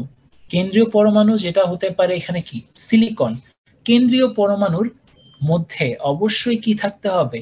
ফাঁকা ডি অরবিটাল থাকতে হবে। এটা মনে রাখতে হবে, বইতে কিন্তু স্পষ্ট লাইন লেখা আছে যে আর্দ্র বিশ্লেষণের মূল শর্ত কোনটা। এই লাইনটা না লিখলে তোমার আনসার 0 পাবা। মনে রাখতে হবে কেন্দ্রীয় পরমাণুর ফাঁকা ডি অরবিটাল থাকা আর্দ্র বিশ্লেষণের মূল শর্ত। সো ফাঁকা ডি অরবিটাল না থাকলে সেক্ষেত্রে তার আর্দ্র বিশ্লেষণের সুযোগ থাকবে না। এইটাও কিন্তু আমাদের এইচএসসি পরীক্ষায় রিটেন প্রশ্নে পাই, আর ভর্তি পরীক্ষায় এমসিকিউতে পাই যে কার্বন ডাইঅক্সাইড গ্যাস, কিন্তু সিলিকন ডাইঅক্সাইড কি। সিলিকন ডাইঅক্সাইডের একটা বিশেষ পরিচয় আছে, যারা জানো তারা তো জানোই, যারা জানো না তারা শিখে রাখো। এটাকে দৈত্যাকার অণু বলা হয়, ইংলিশে কি বলা হয়? Giant molecule. ফুলারিন এটাও কিন্তু একটা জায়ান্ট মলিকুল, যেটা কার্বনের একটা বিশেষ রূপভেদ। আর সিলিকন ডাইঅক্সাইড এটাও একটা জায়ান্ট মলিকুল, এটা একটু মনে রাখতে হবে। সিলিকন ডাইঅক্সাইড পলিমার তৈরি করে, যেটা কার্বন ডাইঅক্সাইডের পক্ষে পসিবল হয় না। আর এই পলিমারটাও কিন্তু পসিবল হয় তার ওই ডি অরবিটালের জন্য। কার্বনের বহুরূপতার এই চার্টটা দেখে কেউ যদি ভাবো যে হিরক আর গ্রাফাইট হচ্ছে কার্বনের 2 মাত্র বহুরূপ, তাহলে সে কিন্তু ভুল ধারণা রাখছো। হিরক, গ্রাফাইট, কয়লা, ফুলারিন, গ্রাফিন, আরো যত কার্বনের ওই আইসোটোপ গুলো আছে, কার্বনের যে ফুলারিন গুলো আছে আর কি, বেসিক্যালি C60, C70 অনেকগুলো ভার্সন আছে, প্রত্যেকটাই কিন্তু কার্বনের আলাদা আলাদা বহুরূপ হিসেবে কনসিডার বা আলাদা আলাদা রূপভেদ হিসেবে কনসিডার করা হয়। যেহেতু সেলিব্রিটি এই দুইজন সম্পর্কে আমরা একটু বাড়তি জানার চেষ্টা করি। যেমন এখানে সংকরণ sp3, এখানে sp2, তাহলে ডিলোকালাইজড ইলেকট্রন থাকে গ্রাফাইটে, যার কারণে সে বিদ্যুৎ এবং তাপ পরিবাহিতা প্রদর্শন করে। আর অন্যদিকে হীরকের সেই ক্ষমতাটা থাকে না, বিদ্যুৎ পরিবহন করে না কিন্তু তাপ ঠিকই পরিবহন করে। গলনাঙ্ক হীরকের কম না গ্রাফাইটের কম, এটা একটু খেয়াল রাখতে হবে। একজনের 3600 আর একজনের 3730। বন্ধনের দৈর্ঘ্য যেটা, হীরকের ক্ষেত্রে কার্বন কার্বন বন্ধন দূরত্ব 0.154 ন্যানোমিটার, আর গ্রাফাইটের ক্ষেত্রে কার্বন কার্বন দ্বিবন্ধন দূরত্ব 0.142 ন্যানোমিটার। সবাই আমরা জানি ইথিনের ক্ষেত্রে কার্বন কার্বন দ্বিবন্ধন দূরত্ব হচ্ছে 0.134 ন্যানোমিটার। আবার আমরা যদি বেনজিনের কথা চিন্তা করি, সেই ক্ষেত্রে কার্বন কার্বন দ্বিবন্ধনের দূরত্ব হচ্ছে 0.139 ন্যানোমিটার, আর গ্রাফাইটের ক্ষেত্রে আনসারটা হচ্ছে 0.142 ন্যানোমিটার। সো কার্বন কার্বন দ্বিবন্ধনের যে দূরত্ব, তার দুইটা এক্সেপশনাল ভ্যালু আমাদেরকে মনে রাখতে হচ্ছে, একটা হচ্ছে বেনজিনের আর একটা হচ্ছে গ্রাফাইটের। তোমাদের জন্য আমার একটা ইন্টারেস্টিং প্রশ্ন। এর আগের প্রশ্নটাতে সবাই কার্বন মনোক্সাইড লিখে নীরবেই হত্যা করে ফেলছে আমার প্রশ্নটাকে, এবং উত্তর নীরবঘাতক হয়ে গেছে এবং উত্তরটা ঠিক ছিল। এই প্রশ্নটার উত্তর দেখি কে ঠিকঠাক মতো দিতে পারো। সবার জন্য খুবই ইন্টারেস্টিং প্রশ্ন। হীরককে কত ডিগ্রি সেলসিয়াস তাপমাত্রায় উত্তপ্ত করলে হীরক গ্রাফাইটে রূপান্তরিত হবে? দ্রুত চ্যাট বক্সে এর উত্তর লিখে ফেলো, একটু পরে আমি সেই উত্তরটা রিভিল করে দিচ্ছি। এই প্রশ্নটা খুবই ইন্টারেস্টিং এবং এই প্রশ্নটা একটা স্ট্যান্ডার্ড প্রশ্ন যেটা আমরা মেডিকেলের ভর্তি পরীক্ষায় আশা করব। আমরা এর ফাঁকে গ্রুপ 15 এর মৌলসমূহগুলো সম্পর্কে একটু হালকা পরিচিত হইনি।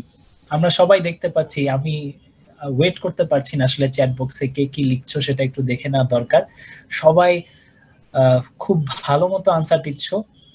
জিম আনসার দিয়েছে 1000 ডিগ্রি সেলসিয়াস, শতাব্দী রয় আনসার দিয়েছে 1000 ডিগ্রি সেলসিয়াস, তারপর মুনমুন রহমান আনসার দিয়েছে 3750 ডিগ্রি সেলসিয়াস, যদিও এটা একটা রং আনসার। যারা মেজরিটি 1000 ডিগ্রি সেলসিয়াস আর আনসার দিচ্ছে, শারিয়ার রাশিক যেমন আনসার দিল 1000 ডিগ্রি সেলসিয়াস, এবং সেটাই হচ্ছে কারেক্ট আনসার। এইটা আমাদেরকে একটু খেয়াল রাখতে হবে যে এই কার্বনকে মানে হীরককে তুমি যদি গ্রাফাইটে পরিণত করতে চাও, সেই ক্ষেত্রে আমাদেরকে 1000 ডিগ্রি সেলসিয়াসে হিট করতে হবে। এটা খুবই গুরুত্বপূর্ণ একটা ইনফরমেশন।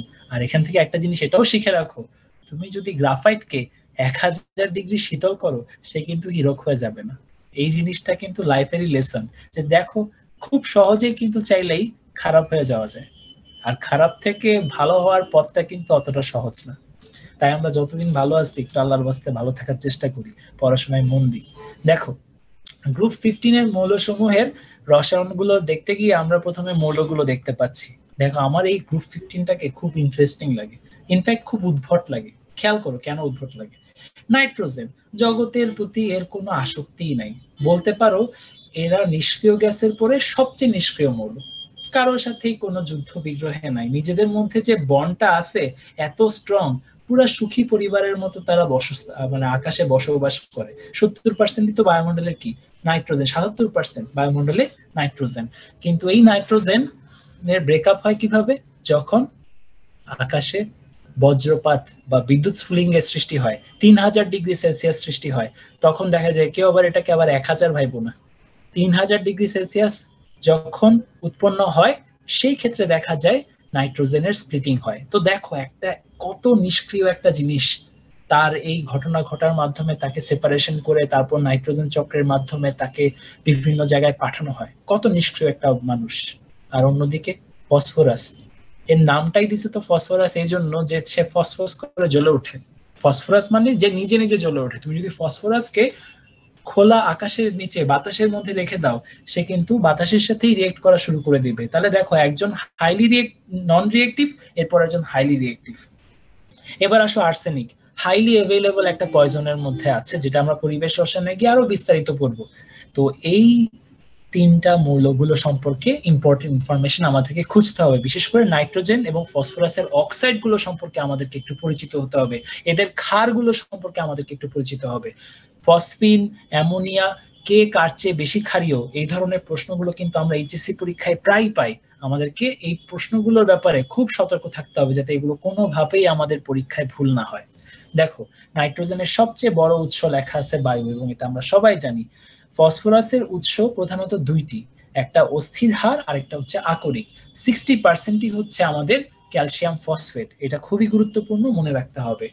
আর অ্যাপেটাইট যেখানেই দেখবা মনে রাখবা সেখানে কি আছে, ফসফেট আছে। এখন আমরা গ্রুপ 15 এই অক্সাইড গুলো সম্পর্কে একটু গুরুত্ব সহকারে দেখি। এখানে আমরা অনেক ইন্টারেস্টিং জিনিস শিখবো। 5 ধরনের জারণ অবস্থা আমরা দেখতে পাচ্ছি, +1, +2, +3, +4, +5। এগুলো কিন্তু কাউকে মুখস্থ করতে হবে না, এগুলো যে কেউ চাইলে ক্যালকুলেট করে বের করে নিতে পারবে। তাহলে এখানে আমাদের কাজটা কি, শিখতে হবে কি? যেমন নাইট্রাস অক্সাইডের একটা বাড়তি পরিচয় আছে, এটাকে আমরা কি বলি, লাফিং গ্যাস।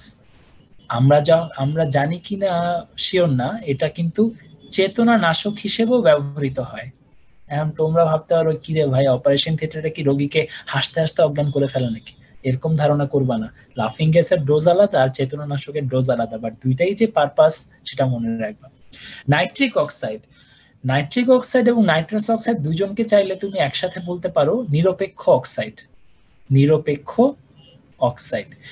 এই নাইট্রিক অক্সাইড যেটা, সেই অক্সাইডের একটা গুরুত্বপূর্ণ কাজ হচ্ছে এটা রক্তনালীকে প্রশস্ত করতে সাহায্য করে। রক্তনালীকে কখন প্রশস্ত করে? তোমরা জানো আমাদের এনজাইনা পেক্টোরিস বা এনজাইনা যখন হয়, বুকের ব্যথা, করোনারি আর্টারিতে রক্ত প্রবাহ বাধাগ্রস্ত হওয়ার কারণে বুকে ব্যথা সৃষ্টি হলে সেক্ষেত্রে অনেক সময় জিহ্বার নিচে একটা স্প্রে করা হয়। সেই স্প্রেটাকে আবার বডি স্প্রে নাকি? সেই স্প্রেটা হচ্ছে নাইট্রোগ্লিসারিনের স্প্রে বা জিটিএর নামে পরিচিত। সেই স্প্রেটা পরবর্তীতে রক্তে গিয়ে দেখা যায় নাইট্রিক অক্সাইড তৈরি করে, যেটা রক্তনালীকে প্রশস্ত করে সেই এনজাইনা বা বুকের ব্যথা লাঘব করতে সাহায্য করে। কারণ তুমি ভাবতে পারো ভাই এগুলো কি আমাদের বইতে আছে? এগুলো কিন্তু আছে। এইগুলো যখন আমরা অর্গানিক কেমিস্ট্রি পড়বো, গ্লিসারল ট্রাইনাইট্রাইট বা নাইট্রোগ্লিসারিন পড়বো, সেখানে খুঁজে পাবো। ডাইনাইট্রোজেন ট্রাইঅক্সাইড, এটাকে আমরা কি বলি? এটাকে আমরা বলি নাইট্রাস এনহাইড্রাইড। নাইট্রাস কথাটা উচ্চারণ করার সাথে সাথেই আমার আরেকটা কথা মনে পড়ে গেছে, N2 এর আরেকটা ব্যবহার, এটা কিন্তু জ্বালানিকে বুস্ট করার কাজেও ব্যবহৃত হয়। যারা নিড ফর স্পিড খেলছো তাদের কিন্তু এটা মাথায় থাকা উচিত। পড়ালেখা করা লাগে না সবকিছু শেখার জন্য, অনেক সময় গেম খেললেও অনেক কিছু শেখা যায়। যাই হোক, নাইট্রাস এনহাইড্রাইডের কথা বলতেছে চাচ্ছি গিয়ে নস মনে আসলো, আর নস থেকে ওখানে চলে গেলাম। ফিরে আসি, এটাকে কেন নাইট্রাস এনহাইড্রাইড বলা হয়? মনে রাখবা N2O3 এর সাথে আমরা যদি পানির বিক্রিয়া করি তখন নাইট্রাস অ্যাসিড তৈরি হয়। সমীকরণটা সমতা করে নিতে হবে আর কি। তো নাইট্রাস অ্যাসিড তৈরি হয় বলে ডাইনাইট্রোজেন ট্রাইঅক্সাইডকে আমরা কি বলি? নাইট্রাস এনহাইড্রাইড। আবার অন্যদিকে ডাইনাইট্রোজেন পেন্টা অক্সাইড যেটা আছে সেটাকে আমরা কি বলি? এইটা যখন বিক্রিয়া করে পানির সাথে তখন দেখা যায় নাইট্রিক অ্যাসিড তৈরি হয়। আর নাইট্রিক অ্যাসিড তৈরি হয় বলে এটাকে তাহলে আমরা কি বলতে পারবো? এটাকে আমরা বলবো নাইট্রিক এনহাইড্রাইড। এটাকে আমরা বলবো নাইট্রিক এনহাইড্রাইড। তাহলে আমরা নাইট্রাস এনহাইড্রাইড পাইলাম, নাইট্রিক এনহাইড্রাইড পাইলাম। বাদ থাকলো কি? NO2 থেকে সবচেয়ে গুরুত্বপূর্ণ ইনফরমেশন, এটার কালার কি? এটা বাদামি। আর NO2 কে কি বলা যেতে পারে? দেখা যায় কি নাইট্রোজেন ডাইঅক্সাইডের সাথে তুমি যদি পানির বিক্রিয়া দাও তাহলে তুমি নাইট্রিক অ্যাসিডও পাবা, আবার নাইট্রাস অ্যাসিডও পাবা। নাইট্রাস অ্যাসিডও পাচ্ছ, নাইট্রিক অ্যাসিডও পাচ্ছ। তাহলে এটাকে কি বলতে পারবা? এটাকে বলতে পারবা মিক্সড এনহাইড্রাইড। তাহলে আমি একটা রিক্যাপ করতেছি তোমাদের সবার জন্য। লাফিং গ্যাস বা চেতনানাশক কোনটিকে বলা হচ্ছে? Nitrous oxide. রক্তনালী প্রশস্তকারীকে নাইট্রিক অক্সাইড। নাইট্রাস এনহাইড্রাইড কোনটি? Dinitrogen trioxide. মিক্সড এনহাইড্রাইড কোনটি? Nitrogen dioxide. আর অন্যদিকে নাইট্রিক এনহাইড্রাইড কোনটি? এমন প্রশ্নে আনসারটা হবে ডাইনাইট্রোজেন পেন্টা অক্সাইড। তাহলে আমরা এই 5টা অক্সাইডের বিশেষ বিশেষ পরিচয় শিখে নিলাম। আমরা এখন চলে আসব এদের বিশেষ হ্যালাইড গুলো সম্পর্কে জানতে। এগুলো কিন্তু স্টেটমেন্ট গুলো লাগবে মেডিকেলে, আর এর ব্যাখ্যাগুলো লাগবে এইচএসসি তে। সো ব্যাখ্যাগুলো আমরা শিখে নিব। ব্যাখ্যাগুলো খুব সহজ, ওই ঘুরে ফিরে একই কথা, ফাঁকা ডি অরবিটালের কথা বা ডি অরবিটালের উপস্থিতির কথা দিয়ে আমরা এগুলোকে ব্যাখ্যা করতে পারি। NCl5 গঠিত হয় না কেন, কেন PCl5 গঠিত হয়, কেন আর্দ্র বিশ্লেষণ হয় NF3, এই বিষয়গুলো সব আমরা ব্যাখ্যা দিতে পারবো যেটা ডি অরবিটাল দিয়ে। আর এমনই একটি ক্ষারক, বিজারক, জটিল যৌগের লিগ্যান্ড হিসেবে কাজ করে, যে 3টা পরিচয় তা আমরা মনে রাখবো। অ্যামোনিয়ার সাথে ফসফিনের যে একটা সম্পর্ক, এইটা কিন্তু দুইটা কারণে আমরা অ্যামোনিয়াকে অধিক ক্ষারধর্মী বলি। কেন বলি সেটার কারণ 1, 2 দিয়ে আমাদের বইতে মেনশন করা আছে। নাইট্রোজেন, ফসফরাস কার ইলেকট্রোনেগেটিভিটি বেশি, কার আকার ছোট, এই বিষয়গুলো কনসিডারেশনে চলে আসে। তো যাই হোক, বইতে আমি সেটাকে আবার দেখাই দিব, আপাতত এগুলো আমরা মনে রাখি। আমরা পোলে এখন একটা কোয়েশ্চেন থ্রো করতে যাচ্ছি, সবাই এই পোলটা দ্রুত গতিতে আনসার করে ফেলো। আগের পোলে 87% মানুষ কারেক্ট আনসার দিয়েছিল, বেরিলিয়াম যেটা ছিল আনসার। আমি সেই পোলটা এন্ড করে দিচ্ছি, এখন নতুন পোল থ্রো করছি তোমাদের জন্য, পোল 4। দ্রুত গতিতে এটা আনসার করে ফেলো যে কোন অক্সাইডে নাইট্রোজেনের জারণ সংখ্যা হবে +4। কোন অক্সাইডে নাইট্রোজেনের জারণ সংখ্যা হবে +4? তোমরা অলরেডি যারা ক্লাসে ভালো মতো মনোযোগ দিয়েছিলা তারা কিন্তু এর উত্তর সহজেই আনসার করে ফেলবা। আমি অনেকে দেখছি ভুলক্রমে চ্যাট বক্সে আনসার দিয়ে দিচ্ছে। আনসার কিন্তু ওই পোলের মধ্যেই ক্লিক করতে হবে, পোলের মধ্যে ক্লিক করলে আমরা দেখতে পাবো কে কিভাবে আনসার দিচ্ছ।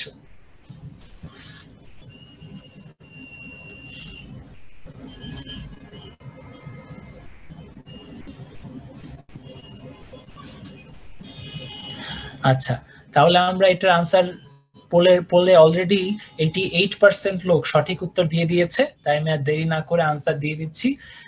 নাইট্রোজেন ডাইঅক্সাইড হবে আনসার। এই পোলটা চলতে থাকুক, ইন দ্য মিন টাইম আমরা সামনে আগাই। আমাদের পরের স্লাইডে আমরা দেখতে পাচ্ছি গ্রুপ 15 এর মৌলসমূহের বহুরূপতা। আর্সেনিকের কিন্তু 3টা রূপভেদ, ধূসর, হলুদ, কালো। আর ফসফরাসের রূপভেদও একই রকম 3টা, শ্বেত ফসফরাস, লোহিত ফসফরাস আর হচ্ছে কালো ফসফরাস। মনে রাখবা, হোয়াইট ফসফরাস থেকে রেড ফসফরাস হতে টেম্পারেচার লাগে বা হিট লাগে 250 ডিগ্রি সেলসিয়াস, আর রেড থেকে হোয়াইট হতে 550 ডিগ্রি সেলসিয়াস লাগে। এটা একটু খেয়াল রাখবা। এবং এখানে আয়োডিন ক্যাটালিস্টের একটা ভূমিকা আছে, এটা আগের প্রশ্নগুলোতে আসতো এবং এমনকি ভার্সিটির অ্যাডমিশন টেস্টে এগুলো বেশি আসে। এগুলো নতুন বইয়ে নাই লেখা, তাই এগুলো একটু বাড়তি ইনফরমেশন হিসেবে জেনে রাখতে হবে। আর এখানে কোনটা বেশি বিষাক্ত এমন প্রশ্ন অবশ্যই মনে রাখবা, এই হোয়াইট ফসফরাসটা সবচেয়ে বেশি বিষাক্ত। এবং একটা জেনারেল নলেজও শিখে রাখতে পারো, আমরা যে বিভিন্ন যুদ্ধে রাসায়নিক অস্ত্রের ব্যবহারে নিষেধাজ্ঞার কথা শুনি, এই ফসফরাস কিন্তু একসময় রাসায়নিক অস্ত্র হিসেবে ব্যবহৃত হয়েছিল। এক নজরে সকল রূপভেদ। আমরা এক মানুষের কত রূপ দেখি, এখন এক এলিমেন্টের অনেকগুলো রূপ দেখতে পাচ্ছি। নাইট্রোজেনের আলফা আছে, বিটা আছে, খেয়াল রাখবা কোনটা কিউবিক কোনটা হেক্সাগোনাল। ফসফরাসের 3টা আছে, তারপর সালফারের 3টা আছে, আর্সেনিকের 3টা আছে, অ্যান্টিমনির 3টা আছে। আমরা আরো রূপভেদ পাবো, তবে আরেকটা রূপভেদ আগে বলা উচিত ছিল, সেটা বলি নাই, এখনই বলে দিচ্ছি। সেটা হচ্ছে টিনের রূপভেদ কয়টা। টিন এর রূপভেদ কয়টা এটা আমি চাইলেও ভুলতে পারি না। তোমরাও আজকে শোনার পর তোমরা এটা ভোলার চেষ্টা করবে, দেখি তোমরা ভুলতে পারো কিনা। দেখবো ভোলার চেষ্টা করতেছো কিন্তু ভুলতে পারতেছো। আমরা একটা কার্টুন দেখছিলাম ছোটবেলায়, সেই কার্টুনটার নাম ছিল টিনটিন। এই টিনটিন দিয়ে আমি টিনের রূপভেদ গুলো মনে রাখতাম। টিনের রূপভেদ কয়টা? 3টা। দেখবা এটা ভোলার চেষ্টা করবো অনেক, কিন্তু ভুলতেই পারবা না, মাথার ভিতরে গেঁথেই গেছে এটা। নিষ্ক্রিয় গ্যাসের পর সবচেয়ে নিষ্ক্রিয় মৌল কোনটা? এটা আমি নিজে 2-3 বার রিডিং বলে ফেলছি, তাহলে এটার আনসার কি হবে আমরা সবাই অবভিয়াসলি জানি। এটার আনসারটা হবে নাইট্রোজেন। এবং মনে রাখবা, নাইট্রোজেন কিন্তু ইলেকট্রন আসক্তি ধনাত্মক।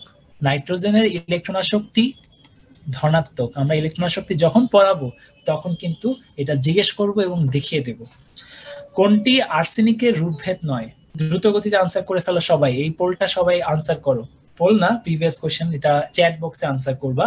কোনটি আর্সেনিকের রূপভেদ নয়? আমি চ্যাট বক্সে দেখতে পাচ্ছি অনেকেই কারেক্ট আনসার দিচ্ছে, যেহেতু আমরা অলরেডি ইলাবোরেটলি বলেছি। এখানে সাদা কথাটা কোথাও মেনশন করিনি, শুধুমাত্র ফসফরাসে মেনশন করেছিলাম। সো আর্সেনিকের রূপভেদ হবে না কোনটা, এমন ক্ষেত্রে উত্তর হবে সাদা। আমরা এখন গ্রুপ 16 এর মৌলগুলোকে দেখতে পাচ্ছি। সবাই ধৈর্য সহকারে শোনার চেষ্টা করো, যদিও একটু বোরিং, একটু টায়ার্ড লাগতেই পারে, কিন্তু আমাদের ভর্তি পরীক্ষার জন্য এগুলো জানতেই হবে। সো একটু কষ্ট করে হলেও কনসেন্ট্রেশনটাকে ধরে রাখার চেষ্টা চালাতে হবে। আমরা জানি অক্সিজেন, সালফার, সেলেনিয়াম, টেলুরিয়াম ও এসএসসি তে পড়লেই লাভ, এভাবে আমরা মনে রাখি আর কি। ও এসএসসি তে পড়লেই লাভ, এভাবে আমরা মনে রাখি। তো বেসিক্যালি এর উৎসগুলো সম্পর্কে জানতে হয়, এদেরকে যে চ্যালকোজেন বলে সেটা সম্পর্কে আমাদের জানতে হয়, কারণ অনেক আকরিকে আমরা সালফারের বা অক্সিজেনের যৌগ বেসিক্যালি দেখতে পাই। এবং মনে রাখবা এখান থেকে একটা ইম্পর্টেন্ট ইনফরমেশন, পৃথিবীতে সবচেয়ে সুলভ মৌল কোনটা, এমন ক্ষেত্রে আমরা উত্তর কিন্তু দিব অক্সিজেন। অনেকে নাইট্রোজেন বলে বসে, তোমরা শুধু আকাশটাই দেখলা, পানিটার দিকে তাকাইলে না, কিংবা মাটির দিকে তাকাইলে না। মাটিতেও কিন্তু কি আছে, অক্সাইড আছে। পানিতে কি আছে, অক্সিজেন আছে। আবার অ্যাটমসফিয়ারও কিন্তু 23% বা 22%, 21%-এর কাছাকাছি কি আছে, অক্সিজেন আছে। সো এইদিকে আমাদের একটু খেয়াল রাখতে হবে। জারণ অবস্থাগুলোর ক্ষেত্রে এই লাইনটা খুবই গুরুত্বপূর্ণ, যে পার অক্সাইডে জারণ মান কত, সুপার অক্সাইডের জারণ মান কত। এটা যদি আমরা সংকেত জানি, অনায়াসে বের করে রাখতে পারবো। দেখো এই জায়গাটা ইম্পর্টেন্ট, সবাই খাতায় লিখে রাখতে পারো বা স্ক্রিনশট নিতে পারো। আমি আগে লিখে নিই, তারপর তোমরা স্ক্রিনশট নিবা। সালফারের বহুরূপতা আমরা মনে রাখি একটা সূত্র দিয়ে। সূত্রটা হচ্ছে দামরা আপদ তমাল। সবাই খেয়াল করো, সালফারের বহুরূপতা আমরা মনে রাখি একটা সূত্র দিয়ে, দামরা আপদ তমাল। দামরা দিয়ে আমরা কি মনে রাখবো, দা দিয়ে দানাদার, দা দিয়ে দানাদার, অ দিয়ে অদানাদার, অদানাদার, আর ত দিয়ে হচ্ছে তরল। সো বেসিক্যালি 3 ধরনের আমরা দেখতে পাচ্ছি, দানাদার পাচ্ছি, অদানাদার পাচ্ছি, তরল পাচ্ছি। সো দানাদারের মাঝে যেগুলো আছে এক্সাম্পল, সেগুলোকে এখন কিভাবে মনে রাখতে পারি, মনোক্লিনিক, মনোক্লিনিক, আর র দিয়ে রম্বিক। একই রকম প দিয়ে প্লাস্টিক, দ দিয়ে দুগ্ধ সালফার, এটা দিয়ে মিউ সালফার, এটা দিয়ে ল্যামডা সালফার।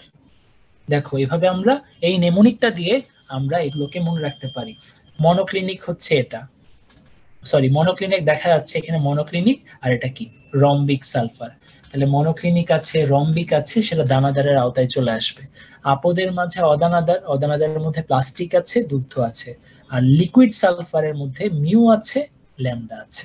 তাহলে এভাবে আমরা যে বহুরূপতা আছে সেটা মনে রাখবো। আর সবাই খেয়াল করো, এখানে একটা আমরা স্ট্রাকচার দেখতে পাচ্ছি। এটা কিসের স্ট্রাকচার, এটা হচ্ছে S8 এর স্ট্রাকচার। S8 হচ্ছে সালফারের অণু, এবং এর আকৃতি কেমন, এটা ভর্তি পরীক্ষায় প্রশ্ন আসে।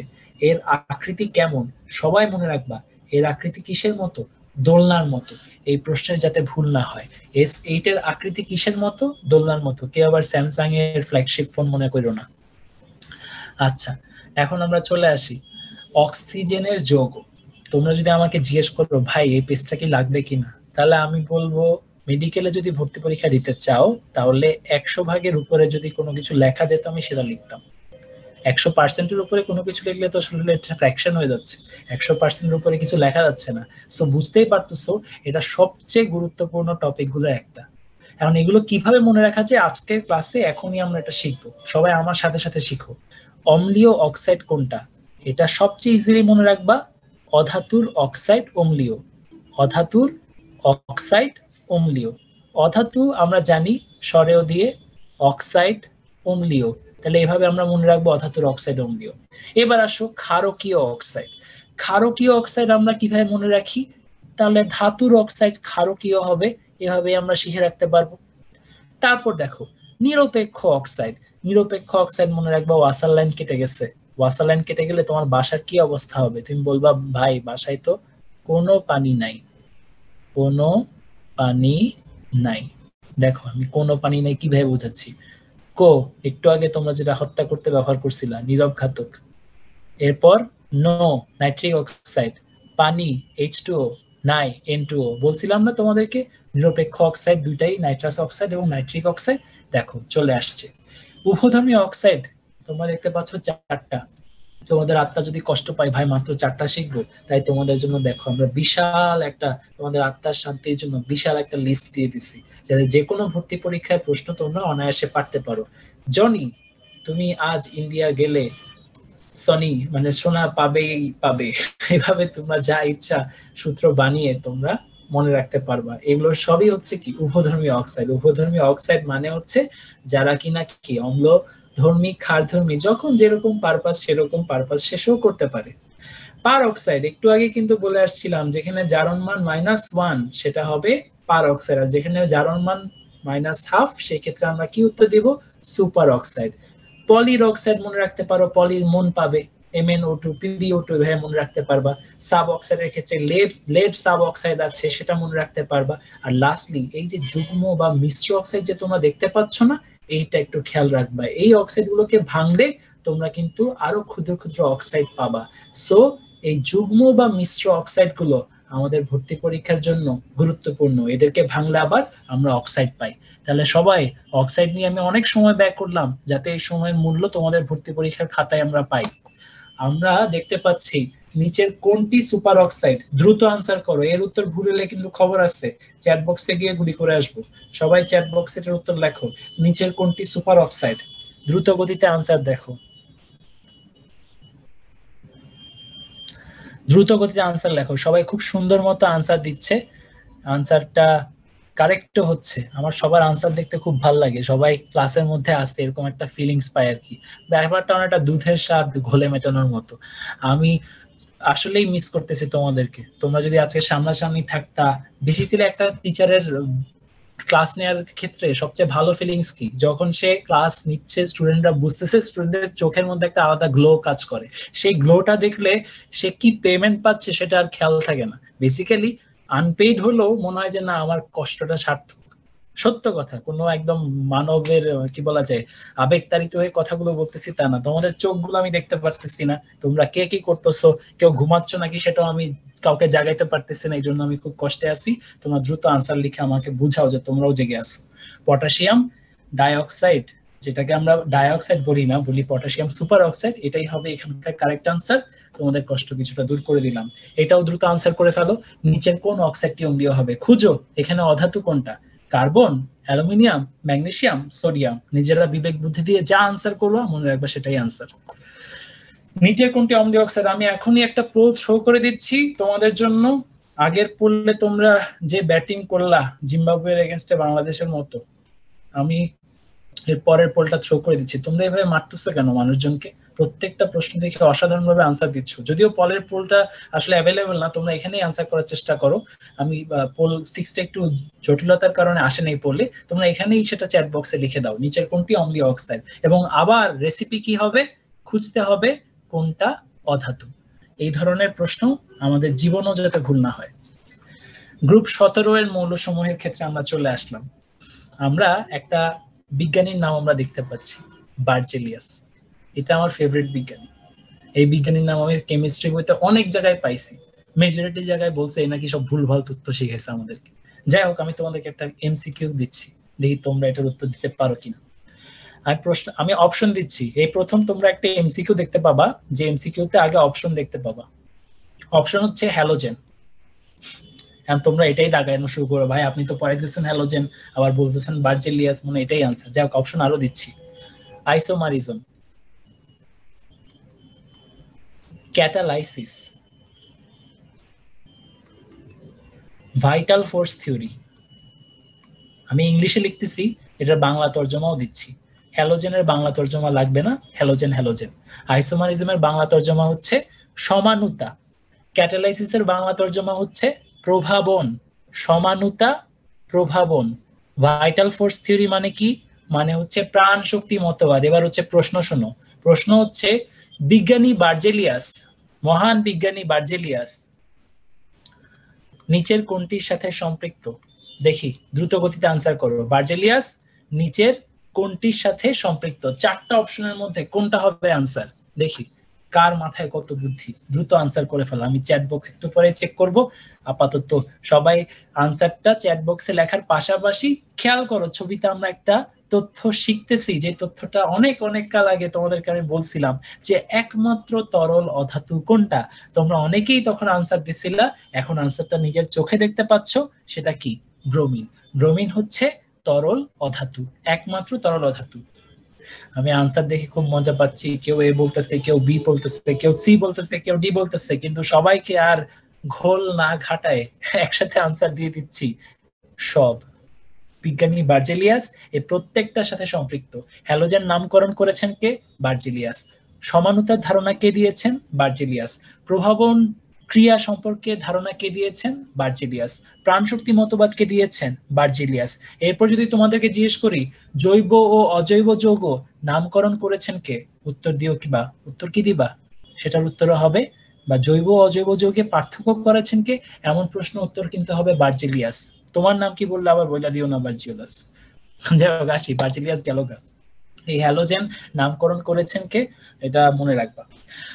আমরা হ্যালোজেনের রাসায়নিক ধর্ম দেখতে পাচ্ছি, সবাইকে একটু ওয়ার্নিং দিচ্ছি আর কি। 17 নম্বর এবং 18 নম্বর গ্রুপ, এগুলো হচ্ছে 9 নম্বর এবং 10 নম্বর বিপদ সংকেতের মতো, এগুলো হচ্ছে তথ্যে ভরপুর এলাকা। এই 17 এবং 18 নম্বর গ্রুপের তথ্য না পড়ে কেউ পরীক্ষার হলে যাবা না, তাহলে পরীক্ষার হল থেকে কানতে কানতে বাইরে হবা। এই 17 আর 18 দুই চোখের মধ্যে দুইটা লিখে দিছি, সবাই মনে রাখবা। 17 এবং 18 এই দুইটা গ্রুপের তথ্য ভালো মতো পড়ে যেতে হবে। ফ্লোরাইড ব্যতীত অন্যান্যরা পরিবর্তনশীল জারণ অবস্থা প্রদর্শন করে, এর জারণ অবস্থা স্থির, ইলেকট্রন আসক্তির মান বেশি, অনেক কিছু লেখা আছে। বিশেষ করে মনে রাখবা এই ক্রমটা খুবই খুবই গুরুত্বপূর্ণ।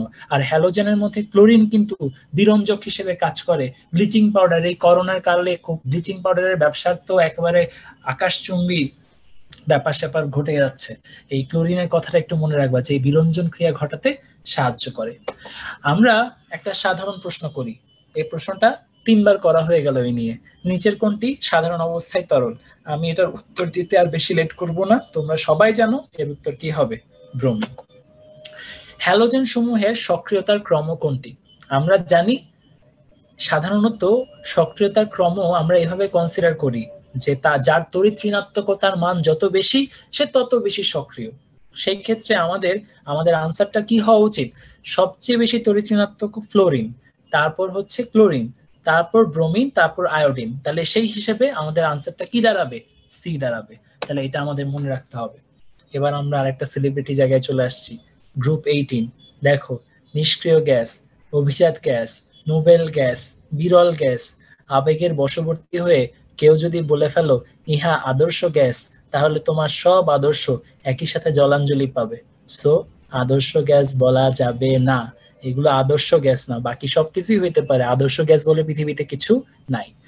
আমাদের অবশ্যই এদের ইলেকট্রনিক কনফিগারেশন না জানা থাকলেও অ্যাটমিক নাম্বার মাস্ট জেনে রাখতে হবে। দেখো, নিষ্ক্রিয় গ্যাস সমূহের ভৌত এবং রাসায়নিক ধর্মাবলী আমরা একটু খেয়াল করি। এরা তো নিষ্ক্রিয় এজন্যই যে এরা কারোর সাথে বিক্রিয়া দিতে চায় না, এরা বর্ণহীন, গন্ধহীন, গলনাঙ্ক স্ফুটনাঙ্ক অত্যন্ত নিম্ন। এদের আয়নীকরণ করার দরকার আছে, এরা তো খুব স্টেবল কনফিগারেশন নিয়ে আছে। এদের অস্বাভাবিক উচ্চ মান দেখতে পাই আমরা আয়নীকরণ বিভবের ক্ষেত্রে। আর রাসায়নিকভাবে এরা সক্রিয়তাহীন। তার মানে এই না যে এরা একদমই বিক্রিয়া দেয় না। এই যে দেখতে পাচ্ছ না জেনন হেক্সাফ্লোরাইড, এটাও তো একটা বিক্রিয়ার ফসল। তোমরা দেখি কার আইকিউ কত ভালো। জেননের সাথে ফ্লোরিনের বিক্রিয়ায় যে জেনন হেক্সাফ্লোরাইড তৈরি হচ্ছে, তোমাদের কাছে আমার প্রশ্ন হচ্ছে এখানে কোন প্রভাবক ব্যবহৃত হয়? দেখি, দ্রুত গতিতে আনসার করে ফেলো চ্যাট বক্সে, এখানে কোন প্রভাবক ব্যবহৃত হয়। আর মনে রাখবা জেনন এবং ক্রিপ্টনের যৌগের সংখ্যায় নিষ্ক্রিয় গ্যাসগুলোর মধ্যে সবচেয়ে বেশি। আরেকটা কথা মনে রাখবা, আর্গনের একটা বিশেষ ধরনের যৌগ আছে যেখানে একটা বিশেষ যৌগের কেলাসের ভেতরে আটকা পড়ে যায়। এই ধরনের যৌগগুলোকে আমরা বলি ক্ল্যাথরেট যৌগ। তাহলে পরীক্ষায় যদি প্রশ্ন আসে ক্ল্যাথরেট যৌগ কে তৈরি করে, এমন প্রশ্নে আমাদের মনে রাখতে হবে নিষ্ক্রিয় গ্যাসরা ক্ল্যাথরেট যৌগ তৈরি করে। এই কেলাসটাকে যদি আমি এক্সাক্ট স্ট্রাকচারটা আঁকি নাই, এটাকে মনে রাখবা কুইনলের কেলাস চালের মধ্যে আর্গন ট্র্যাপড হয়ে ক্ল্যাথরেট যৌগ তৈরি করে। আর জেনন এই ধরনের উচ্চ ইলেকট্রোনেগেটিভ, হাইলি ইলেকট্রোনেগেটিভ এলিমেন্টের সাথে বিক্রিয়া করে এই ধরনের যৌগ তৈরি করে। আমি চ্যাট বক্সে দেখতে পাচ্ছি অনেকেই কারেক্ট আনসার দিয়ে দিচ্ছে। এই xenon fluoride, xenon hexafluoride, xenon টেট্রাফ্লোরাইড, xenon difluoride, এগুলো সবই কিন্তু বেসিক্যালি নিকেল প্রভাবকের উপস্থিতিতে বিক্রিয়াটা হয় এবং এই প্রভাবকটার নাম মনে রাখতে হবে আমাদেরকে। এক নজরে নিষ্ক্রিয় গ্যাস সমূহের অনেক ব্যবহার দেখতে পাচ্ছি। দেখো, এগুলো খুবই গুরুত্বপূর্ণ। বেলুন উত্তোলন, অক্সিজেন সিলিন্ডার, এনএমআর যন্ত্রে এর ব্যবহার আছে হিলিয়ামের।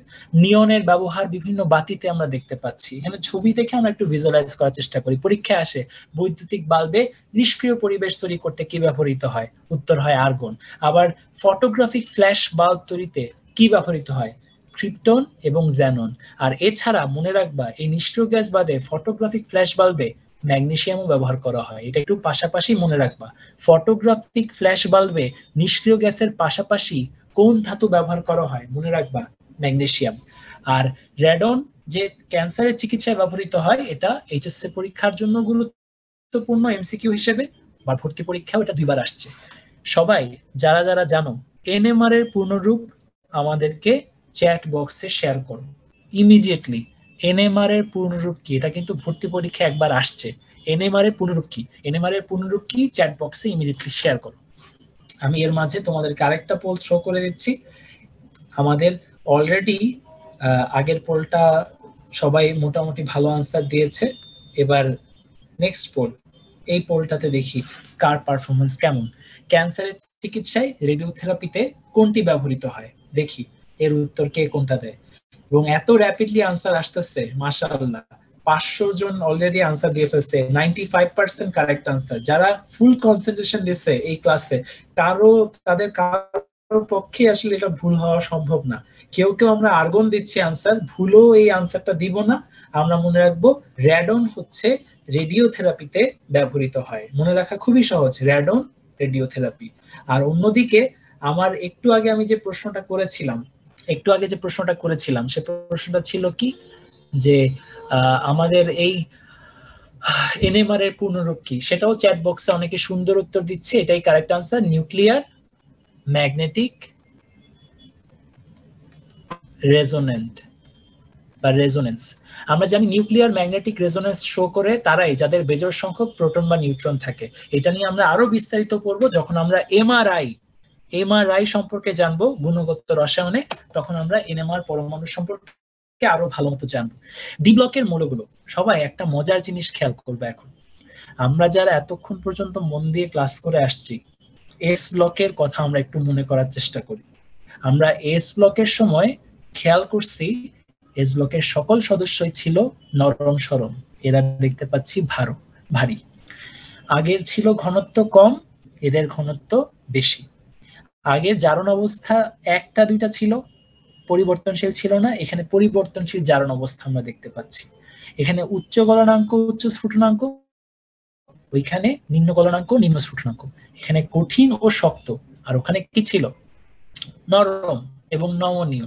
তবে এখানেও তরল আছে, ওখানেও তরল ছিল, তরলের সংখ্যা খুব কম ছিল। ফ্রান্সে গিয়ে হাজি সাইজ মনে আছে তো? তার মাঝে কিন্তু এই ফ্রান্সিয়াম গ্যালিয়াম, তারপরে যে ফ্রান্সিয়াম সিজিয়াম, এই দুইটা কিন্তু বেসিক্যালি আমাদের কোথায় পড়ে? এই দুইটা আমাদের এস ব্লকের সদস্য হিসেবে আমরা এদেরকে চিনি। তাপ ও বিদ্যুৎ সুপরিবাহী, সেটা ওখানেও সত্য ছিল। তাহলে খেয়াল করে দেখছো আমরা এস ব্লকে যা পড়লাম তার উল্টাটা পাইলাম ডি ব্লকে। তোমরা আরেকটা ইন্টারেস্টিং জিনিস নোটিস করবা, এস ব্লকের সদস্য সংখ্যা 14, আর 14কে যদি আমি উল্টাই তাহলে কি হয়? 41 ডি ব্লকের সদস্য সংখ্যা হয়ে যায়। কি ইন্টারেস্টিং! যদিও কোনো এটা একটা লেম রিসেমব্লেন্স, বাট স্টিল আমাদেরকে মজা দেবে।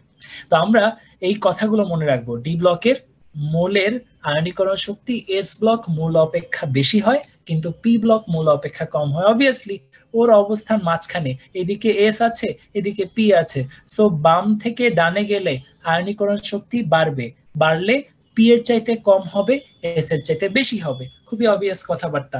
তাহলে আমরা এইভাবে মোটামুটি আইডিয়া পেয়ে গেলাম। আর এরা তড়িৎ ধনাত্মক ধাতব মৌল, এইসব কথাবার্তা লেখা আছে, এই সব তথ্যগুলো আমরা মনে রাখবো। প্যারাম্যাগনেটিক কি, ফেরোম্যাগনেটিক কি, এগুলো আমাদের মনে রাখতে হবে। ফেরোম্যাগনেটিক কারা কারা মনে রাখবা? ফেল করি নাই, আয়রন, কোবাল্ট, নিকেল, এরা হচ্ছে ফেরাল, এইগুলো হচ্ছে কি? ফেরোম্যাগনেটিক পদার্থ। অবস্থান্তর মৌলগুলোর ক্ষেত্রে আমরা খেয়াল করব অবস্থান্তর মৌলের সংখ্যা কিন্তু নির্দিষ্ট। আমাদের যাদের সুস্থিত আয়নের ডি অরবিটালে আংশিক পূর্ণ ডি অরবিটাল থাকে তাদেরকে আমরা বলি অবস্থান্তর মৌল। যেমন ধরো তুমি আয়রনের যদি ইলেকট্রনিক কনফিগারেশন আঁকতে চাও 2+ বা 3+, আয়রনের Fe2+ বা Fe3+ কনফিগারেশন যদি তুমি লেখো, সেক্ষেত্রে দেখবা ডিটাতে ইলেকট্রনের সংখ্যা 1 থেকে 9 এর মধ্যে আছে। সো ডিতে যদি ইলেকট্রনের সংখ্যা 1 থেকে 9 এর মধ্যে থাকে তাহলে সেটা অবশ্যই কি হবে, ট্রানজিশন। কিন্তু স্ক্যান্ডিয়াম বা জিঙ্কের ক্ষেত্রে আমরা দেখতে পাই স্ক্যান্ডিয়ামের যে আয়ন 3+ বা জিঙ্কের যে 2+, সেখানে আমরা দেখতে পাই কি যে এদের এখানে কোনো ডি অরবিটালটাতে কোনো ইলেকট্রন থাকেই না, আর এটাতে ডি অরবিটাল ফুলফিল থাকে। সো ডি অরবিটাল ইলেকট্রন না থাকলে বা ডি অরবিটাল যদি পূর্ণ থাকে, সেই ক্ষেত্রে কিন্তু সেটাকে আমরা অবস্থান্তর মৌল হিসেবে কনসিডার করতে পারি না। তাহলে ভর্তি পরীক্ষা এখান থেকে তুমি সবচেয়ে কমন যে প্রশ্নটা আশা করবা, নিচের কোনটি অবস্থান্তর মৌল, নিচের কোনটি অবস্থান্তর মৌল নয়। আর এই প্রশ্নটাকে তোমরা দেখতে পাবা আবার এই ধরনের প্রশ্নের মধ্য দিয়েও। প্রশ্ন আসতে পারে নিচের কোনটি প্যারাচুম্বকীয় ধর্ম প্রদর্শন করে, নিচের কোনটি জারণ অবস্থা পরিবর্তনশীল, নিচের কোনটি যৌগ রঙিন হয়, এভাবে প্রশ্ন পেতে পারি। সবাই এই অংশে খুব ধীরে সুস্থে আমি যা বলতেছি ফলো করার চেষ্টা করো। অবস্থান্তর ধাতুর জারণ অবস্থা পরিবর্তনশীল কেন? কারণ তাদের যে ডি অরবিটাল আছে সেখানে ইলেকট্রনের স্থানান্তরটা পসিবল, যার কারণে আমরা ভিন্ন ভিন্ন জারণ মান দেখতে পাই। এটা আমরা ভ্যালেন্স বন্ড থিওরি দিয়ে ব্যাখ্যা করতে পারি। আবার অবস্থান্তর ধাতুসমূহের যৌগ কেন রঙিন হয়, এমন প্রশ্নের ক্ষেত্রে আমরা যে মতবাদটাকে কাজে লাগাই সেটাকে আমরা বলি ক্রিস্টাল ফিল্ড থিওরি। এই জিনিসটা কি আমি এক্সপ্লেন করে দেবো একটু পরে, তবে তার আগে অন্তত নামটা আমাদের জেনে রাখা দরকার, যেটাকে আমরা বলি ক্রিস্টাল ফিল্ড থিওরি। এবার আসো, এরা জটিল যৌগ গঠন করে। জটিল যৌগ গঠন করার ক্ষেত্রে কে সাহায্য করে? লিগ্যান্ড সাহায্য করে। আর এই জটিল যৌগ গঠন করার ক্ষেত্রে যারা ভূমিকা রাখে, জটিল যৌগ গঠন করার ক্ষেত্রে যে থিওরিটা আমাদেরকে এক্সপ্লেন করতে হেল্প করে, সেটাও কিন্তু ভ্যালেন্স বন্ড থিওরি। অবস্থান্তর ধাতু এবং তাদের যৌগ প্রভাবক হিসেবে কাজ করে। আমরা বেসিক্যালি যত প্রভাবক দেখতে পাই তারা মেজরিটি হচ্ছে ডি ব্লক এবং মেজরিটি হচ্ছে কি অবস্থান্তর মৌল। আর এদের মাঝে অযুগ্ম ইলেকট্রনের সংখ্যা তুলনামূলক কম থাকে বলে আমরা এদেরকে প্যারাচুম্বকীয় ধর্ম প্রদর্শন করতে দেখি। তাহলে এই 5টা বৈশিষ্ট্য আমাদের মনে রাখতে হবে এবং এদের প্রশ্নগুলো আমরা পরীক্ষায় পাবো। আর এই প্রশ্নটা, এই লাইনটা কোনো এইচএসসি পরীক্ষার্থী যদি থাকে যে এই লাইনটা জীবনে প্রথম শুনলো আজকে, তার আর এইচএসসি পরীক্ষা দেওয়া লাগবে না। সে কিন্তু এই লাইনটা অলরেডি অবশ্যই শুনে আসছে যে সকল অবস্থান্তর মৌল ডি ব্লক মৌল, কিন্তু সকল ডি ব্লক মৌল অবস্থান্তর মৌল নয়। এর ব্যাখ্যাটা একটু আগে আমি দিলাম, সেভাবে তোমরা ইলেকট্রনিক কনফিগারেশন সহ পরীক্ষার খাতায় আনসার করার চেষ্টা করবা। দেখো, রসায়ন পড়তে পড়তে জীবনের যত রং আছে সব গায়েব হয়ে যাচ্ছে, তাই তোমাদের জীবনকে রঙিন করার জন্য ডি ব্লক মৌল নিয়ে আসছে অনেক অনেক রং। কিন্তু এই রং দেখে কোনটা রাইট সেটাই তো ভুলে যাবা। একজনের দেখো কতগুলো রং দেয়া আছে, এক এক রাইটারে এক এক রং, কোনটা মনে রাখবো? আমি সেক্ষেত্রে তোমাদেরকে একটু সহজ করে দিচ্ছি কোনগুলো আমাদের ভর্তি পরীক্ষার জন্য গুরুত্বপূর্ণ। যেমন প্রথমত স্ক্যান্ডিয়াম এবং জিঙ্ক ট্রানজিশন না, সো তাদের ক্ষেত্রে বর্ণহীন যৌগ তৈরি করাটাই স্বাভাবিক, সো তারা বর্ণহীন তৈরি করছে। এরপর আমাদের জন্য গুরুত্বপূর্ণ টাইটেনিয়ামের কালার রক্তবর্ণ, এইটা গুরুত্বপূর্ণ। রক্তবর্ণ রং প্রদর্শন করে কে? টাইটেনিয়াম। আর এছাড়া আমরা আয়নের সিক্ত পরীক্ষাগুলোর ক্ষেত্রে ফেরাস এবং ফেরিকের ক্ষেত্রে যে কালারটা আমরা এক্সপেক্ট করি আর কি, সেই কালারটা আমাদের মনে রাখতে হবে। আর এখানে বিভিন্ন পরিবর্তনশীল জারণ অবস্থা আমরা দেখতে পাচ্ছি। ম্যাঙ্গানিজের যে সর্বোচ্চ পরিবর্তনশীল জারণ অবস্থা পাওয়া যায় সেটা আমাদের মনে রাখতে হবে। এখন আমরা অবস্থান্তর ধাতুর জটিল আয়ন বা যৌগ গঠনগুলো সম্পর্কে দেখতে পাচ্ছি। তোমরা সবাই জানো লিগ্যান্ড কাকে বলে। নিঃসঙ্গ ইলেকট্রন যুগল প্রদানকারী ঋণাত্মক আয়ন অথবা ঋণাত্মক আয়ন অথবা একটা প্রশম যৌগ, সেটাকে আমরা বলি লিগ্যান্ড। আর সেই লিগ্যান্ড সেটা এখানে যেমন অ্যামোনিয়া হতে পারে সায়ানাইড। এরা কি করে? মুক্ত জোড় ইলেকট্রন দান করে জটিল আয়ন তৈরি করে। তোমার ভর্তি পরীক্ষায় জটিল আয়ন থেকে কি প্রশ্ন আসবে সবাই মন দিয়ে শোনো। জটিল আয়ন থেকে বেসিক্যালি আমরা 4 ক্যাটাগরির প্রশ্ন পাই। 1, জটিল আয়নের বর্ণ যদি থাকে বর্ণ সম্পর্কে প্রশ্ন আসে, যেমন টেট্রামিন কপার, এটার কালার কি? এটার কালার হচ্ছে প্রুশিয়ান ব্লু, এটা আমাদের মনে রাখতে হবে। তারপর টেট্রামিন কপারের আকৃতি কেমন? এটা বেসিক্যালি ডিপেন্ড করতেছে তার হাইব্রিডাইজেশনের উপর। সমতলীয় বর্গাকার আকৃতি আমরা সাধারণত দেখতে পাচ্ছি টেট্রামিন কপারের ক্ষেত্রে, বাট ভিন্ন ভিন্ন জটিল আয়নের ক্ষেত্রে ভিন্ন ভিন্ন আমরা আকৃতি দেখতে পারবো। তার একটা চার্ট বইতে আসছে, সেটা দেখে আমরা শিখে নিব। নেক্সট প্রশ্ন, সংকরায়ন কি আছে, কোন সংকরায়ন বিদ্যমান? এটা কিন্তু খুবই গুরুত্বপূর্ণ যে একটা জটিল আয়নের ক্ষেত্রে কোন সংকরায়ন বিদ্যমান। আমরা এই সংকরায়নগুলো কিভাবে করে সেটা শেখাবো আগামী ক্লাসে, যেটা কিনা রাসায়নিক বন্ধনের উপর। তবে এখান থেকে আমরা যতটুকু আইডিয়া পেতে পারি সেটা হচ্ছে যতটা লিগ্যান্ড থাকে তত হচ্ছে তাদের সন্নিবেশ সংখ্যা, আর ততটা সংকর অরবিটাল তাদের সংকরায়নে পার্টিসিপেট করে। যেমন আমি যদি তোমাদেরকে জিজ্ঞেস করি টেট্রামিন কপার, এখানে কোন সংকর কয়টা সংকর অরবিটাল পার্টিসিপেট করছে, তখন তুমি কি বলবা? আমি গুনে নিব কয়টা লিগ্যান্ড আছে। লিগ্যান্ড আছে মোট 4টা, তাহলে সন্নিবেশ সংখ্যা হবে 4, এবং সংকরায়নে পার্টিসিপেট করছে কয়টা অরবিটাল? আমাদের উত্তরটাও হবে 4। আর সংকর অরবিটাল 4টা হলে সেক্ষেত্রে নরমালি sp3 হওয়ার কথা, কিন্তু এখানে sp3 না হয়ে sp2d হয়। এর পেছনেও একটা ব্যাখ্যা আছে, যেটা আমরা রাসায়নিক বন্ধনে হাইব্রিডাইজেশন যখন বোঝাবো তখন আরো ইলাবোরেটলি ডিসকাস করে নিব। আর হেক্সাসায়ানোফেরেটও একই রকম 6টা দেখতে পাচ্ছি, দেখে আমরা বলবো সংকর অরবিটালের সংখ্যা কয়টা? 6টা। সো বেসিক্যালি জটিল যৌগ বা আয়ন থেকে নামকরণটা একটু আমরা দেখে নিব, আর পাশাপাশি এই 4টা জিনিস আমাদের ইনফরমেশন এমসিকিউ বেসড এক্সামগুলোর জন্য শিখতে হবে। এখন একটা কোয়েশ্চেন তোমাদের জন্য, নিচের কোন আয়নটি রঙিন যৌগ গঠন করে? সবাই দ্রুত গতিতে আনসার করে ফেলো তো, নিচের কোন আয়নটি রঙিন যৌগ গঠন করে? আর এর মাঝে তোমাদেরকে আমি একটু ক্রিস্টাল ফিল্ড থিওরির যতটুকু জানতে হবে ততটুকু শিখাই দিচ্ছি। এটা একটা 3D অরবিটাল, যখন ইলেকট্রনগুলো সব অরবিটালের শক্তি সমান থাকে তখন সেটাকে আমরা কি বলি? ডিজেনারেট দশা। যখন একটা লিগ্যান্ড আসে তখন দেখা যায় যে এদের মাঝে একটা শক্তির পার্থক্য সৃষ্টি হয়। শক্তির পার্থক্য সৃষ্টি হওয়ার কারণে যে দশাটা সৃষ্টি হয় সেটাকে আমরা বলি নন ডিজেনারেট দশা। ডিজেনারেট দশা থেকে নন ডিজেনারেট দশা যখন ট্রান্সফার হয়, এই শক্তির পার্থক্যটা আমরা ডেল্টা ই দিয়ে প্রকাশ করি, যেটাতে এই যে দেখো উপরেরটাকে ইজি দিয়ে ডিনোট করি, নিচেরটাকে T2G দিয়ে ডিনোট করি। তো তখন দেখা যায় লিগ্যান্ডের কারণে ইলেকট্রনের ডিস্ট্রিবিউশনটা কি হয়? এলোপাথারি হয়, এখানে বেশি চলে আসছে, ওখানে কম চলে আসছে। এই শক্তির পার্থক্যের কারণে যে যতটুকু শক্তির পার্থক্য হচ্ছে, এই শক্তিটাকে অর্জন করেই তো ইলেকট্রনকে আসতে হয়। সো যার কারণে সাদা আলো যেখানে 7টা বর্ণই আছে সেখান থেকে ওই নির্দিষ্ট কালারটা সে শোষণ করে। যে কালারটা সে শোষণ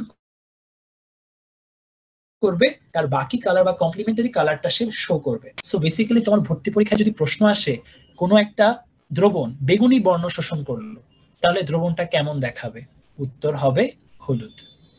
কোনো একটা দ্রবণ কমলা বর্ণ শোষণ করে নিল, তাহলে দ্রবণটা কেমন দেখাবে? নীল। কোনো একটা দ্রবণ লাল বর্ণ শোষণ করে নিল, তাহলে কি হবে? তার অপোজিটটা কি হবে? গ্রিন। তাহলে এই হুইলটা যদি আমরা মনে রাখতে পারি কোন দ্রবণের কালার কেমন হবে, আমরা খুব অনায়াসে মনে রাখতে পারবো। যদিও আমি জটিল প্রশ্নগুলো সম্পর্কে তোমাদেরকে আইডিয়া দিলাম, আমাদের এই প্রশ্নটা কিন্তু তুলনামূলকভাবে সহজ, যার উত্তর আমি চ্যাট বক্সে দেখতে পাচ্ছি। মেজরিটি মানুষ উত্তর দিয়েছে নিকেল, এবং সেটাই হবে আনসার। নিচের কোন মৌলটি রঙিন যৌগ গঠন করে না? সেম প্রশ্ন। আমরা এখানে দেখব কোনটি ডি ব্লক যৌগ না। আমরা দেখতে পাচ্ছি এখানে অ্যালুমিনিয়াম কিন্তু ডি ব্লক যৌগ না বা ট্রানজিশন যৌগ না। সো এক্ষেত্রে তার রঙিন যৌগ গঠন করার উপায় নেই। আচ্ছা, এফ ব্লক মৌলসমূহের মধ্যে আমরা আসি। ল্যান্থেনাইড এবং অ্যাক্টিনাইড দুটো সিরিজের কথা আমরা আগেই বলে এসেছি। অন্য নাম কি? এদেরকে বিরল মৃত্তিকা মৌল বা রেয়ার আর্থ মেটাল বলে। আর এদের সুস্থিত আয়নে অপূর্ণ এফ অরবিটাল থাকলে তখন আমরা এদেরকে অন্ত অবস্থান্তর মৌল বলি। তাহলে মনে রাখবা n-2f 1 to 13 n-2f 1 to 13 এই শর্তটা কাদের জন্য? যাদেরকে আমরা অন্ত অবস্থান্তর মৌল বলছি তাদের জন্য এই শর্তটা খাটবে। ল্যান্থেনাইডের ধর্মাবলিতে আমরা খেয়াল করি, সবাই খেয়াল করো, আমরা এস ব্লকের উল্টা পাইলাম, এস এর উল্টা পাইছি কোথায়? ডি তে। আর ডি এর সাথে এফ অলমোস্ট সিমিলার, যেমন ডি ভারী ছিল, এটাও ভারী। তাপবিদ্যুৎ সুপরিবাহী, ওইটাও তাপবিদ্যুৎ সুপরিবাহী। এই কথাটা আগেও ব্যক্ত করা হয়েছে। এবং পজিশনের কথা চিন্তা করো, এফ ব্লকের সদস্যরা তো ডি ব্লকের বামে অবস্থান করে, তাহলে আয়নীকরণ শক্তির মান কম হবে। আর এরাও অবস্থান্তর মৌল আয়নযুক্ত জটিল আয়ন তৈরি করে, আর তবে তোমার মেডিকেলে ভর্তি পরীক্ষার জন্য কি লাগবে কেউ যদি কোয়েশ্চেন করো, আমি অবশ্যই বলবো লাস্টের 3টা ভুলে গেলে বিপদ হবে তোমাদের। অবলোহিত রশ্মি শোষণ করে, গগলস তৈরি করতে সাহায্য করে এবং ল্যান্থেনাইট সংকোচন ঘটে, এটা মনে রাখতে হবে ল্যান্থেনাইটের ধর্মাবলী হিসেবে। অ্যাক্টিনাইটের ধর্মাবলী সবাই খেয়াল করো, সব কিন্তু আগের সাথে পড়া হয়ে গেছে আমাদের। ডি ব্লকের সাথে মিল আছে যেগুলো, সেগুলো অলরেডি আমরা শিখে গেছি, বাট মেডিকেলের জন্য এক্সক্লুসিভলি ইম্পর্টেন্ট যেগুলো দাগাচ্ছি আমি। বাতাসের সংস্পর্শে মলিন হয়, থোরিয়া এবং সেরিয়া, থোরিয়া এবং সেরিয়ার মিশ্রণ, গাড়ির হেডলাইট জাহাজ এবং রেলগাড়ির সার্চ লাইটে ব্যবহৃত হয়। এটা এই দুইটা হচ্ছে মেডিকেলের জন্য 100% ইম্পর্টেন্ট। এই দুইটা লাইন মাস্ট মনে রাখতে হবে অ্যাক্টিনাইটের ধর্মাবলী হিসেবে। দেখো নিচের কোনটি অ্যাক্টিনাইট মৌল, তাহলে এটা কিন্তু আমাদেরকে একটা অ্যালার্ম দিচ্ছে। তাহলে কি আমাদের ল্যান্থেনাইট সিরিজ, অ্যাক্টিনাইট সিরিজ মুখস্থ করতে হবে? এটা মুখস্থ করা অনেক কঠিন এবং সম্ভব না। সো আমি যেটা করতে পারি সেটা হচ্ছে একবার রিডিং দিতে পারি। তবে খেয়াল করে দেখো এই প্রশ্নটা যে করা হয়েছে, এই প্রশ্নটা কি তোমাকে এরকম একটা আইডিয়া দিচ্ছে যে এদেরকে মুখস্থ করতে হবে?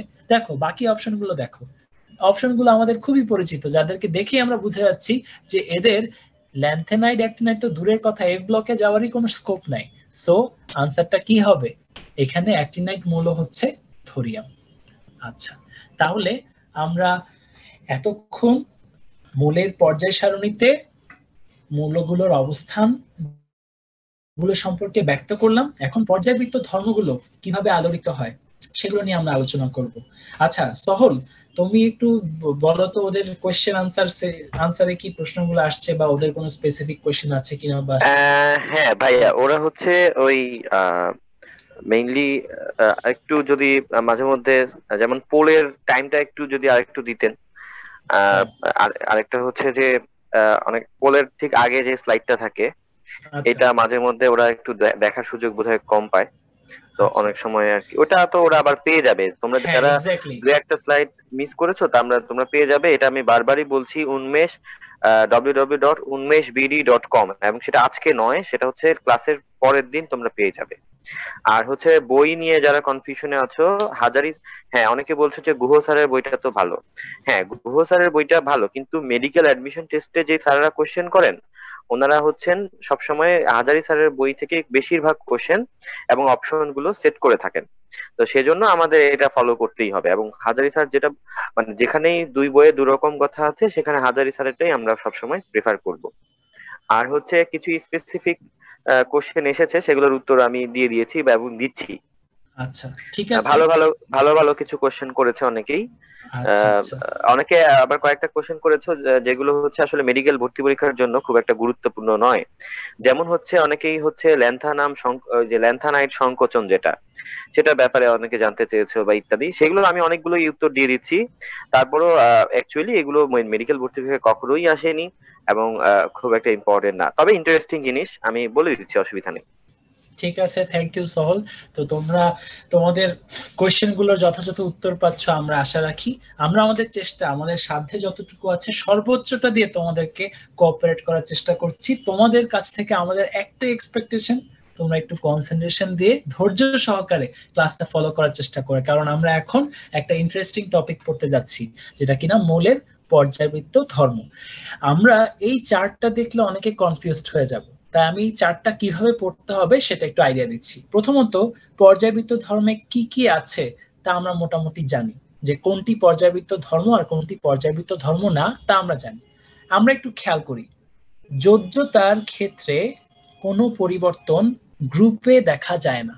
পর্যায়ের ক্ষেত্রে বাম থেকে ডানে বৃদ্ধি পাওয়ার একটা লক্ষণ আছে, কিন্তু গ্রুপে এর কোনো পরিবর্তন হয় না। তাহলে এই স্পেসিফিক পয়েন্টটা একটু খেয়াল রাখতে হবে যে কোন পর্যায়বৃত্ত ধর্ম গ্রুপে কোনো পরিবর্তন দেখায় না। সো এই ক্ষেত্রে আমাদের আনসারটা হবে যোজ্যতা। আর বাকি যত কিছু আছে আমরা যদি যে কোনো একটা মনে রাখি আর বাকিগুলো তার উল্টা এভাবে মনে রাখি, তাহলে কিন্তু আমাদের কাজ খুব ইজি হয়ে যায়। সো এই জন্য তোমাদেরকে আমি একটা সূত্র দিয়ে শেখাচ্ছি, সবাই খুব ভালো মতো খেয়াল করো। বিধাতার পরীক্ষা, আমরা সবাই এখন বিধাতার পরীক্ষার শিকার। করোনা একটা এসে আমাদেরকে অলরেডি বিধাতার পরীক্ষায় ফেলে দিচ্ছে, এখন তোমাদেরকে নতুন করে আরেকবার বিধাতার পরীক্ষার শিকার করতেছি।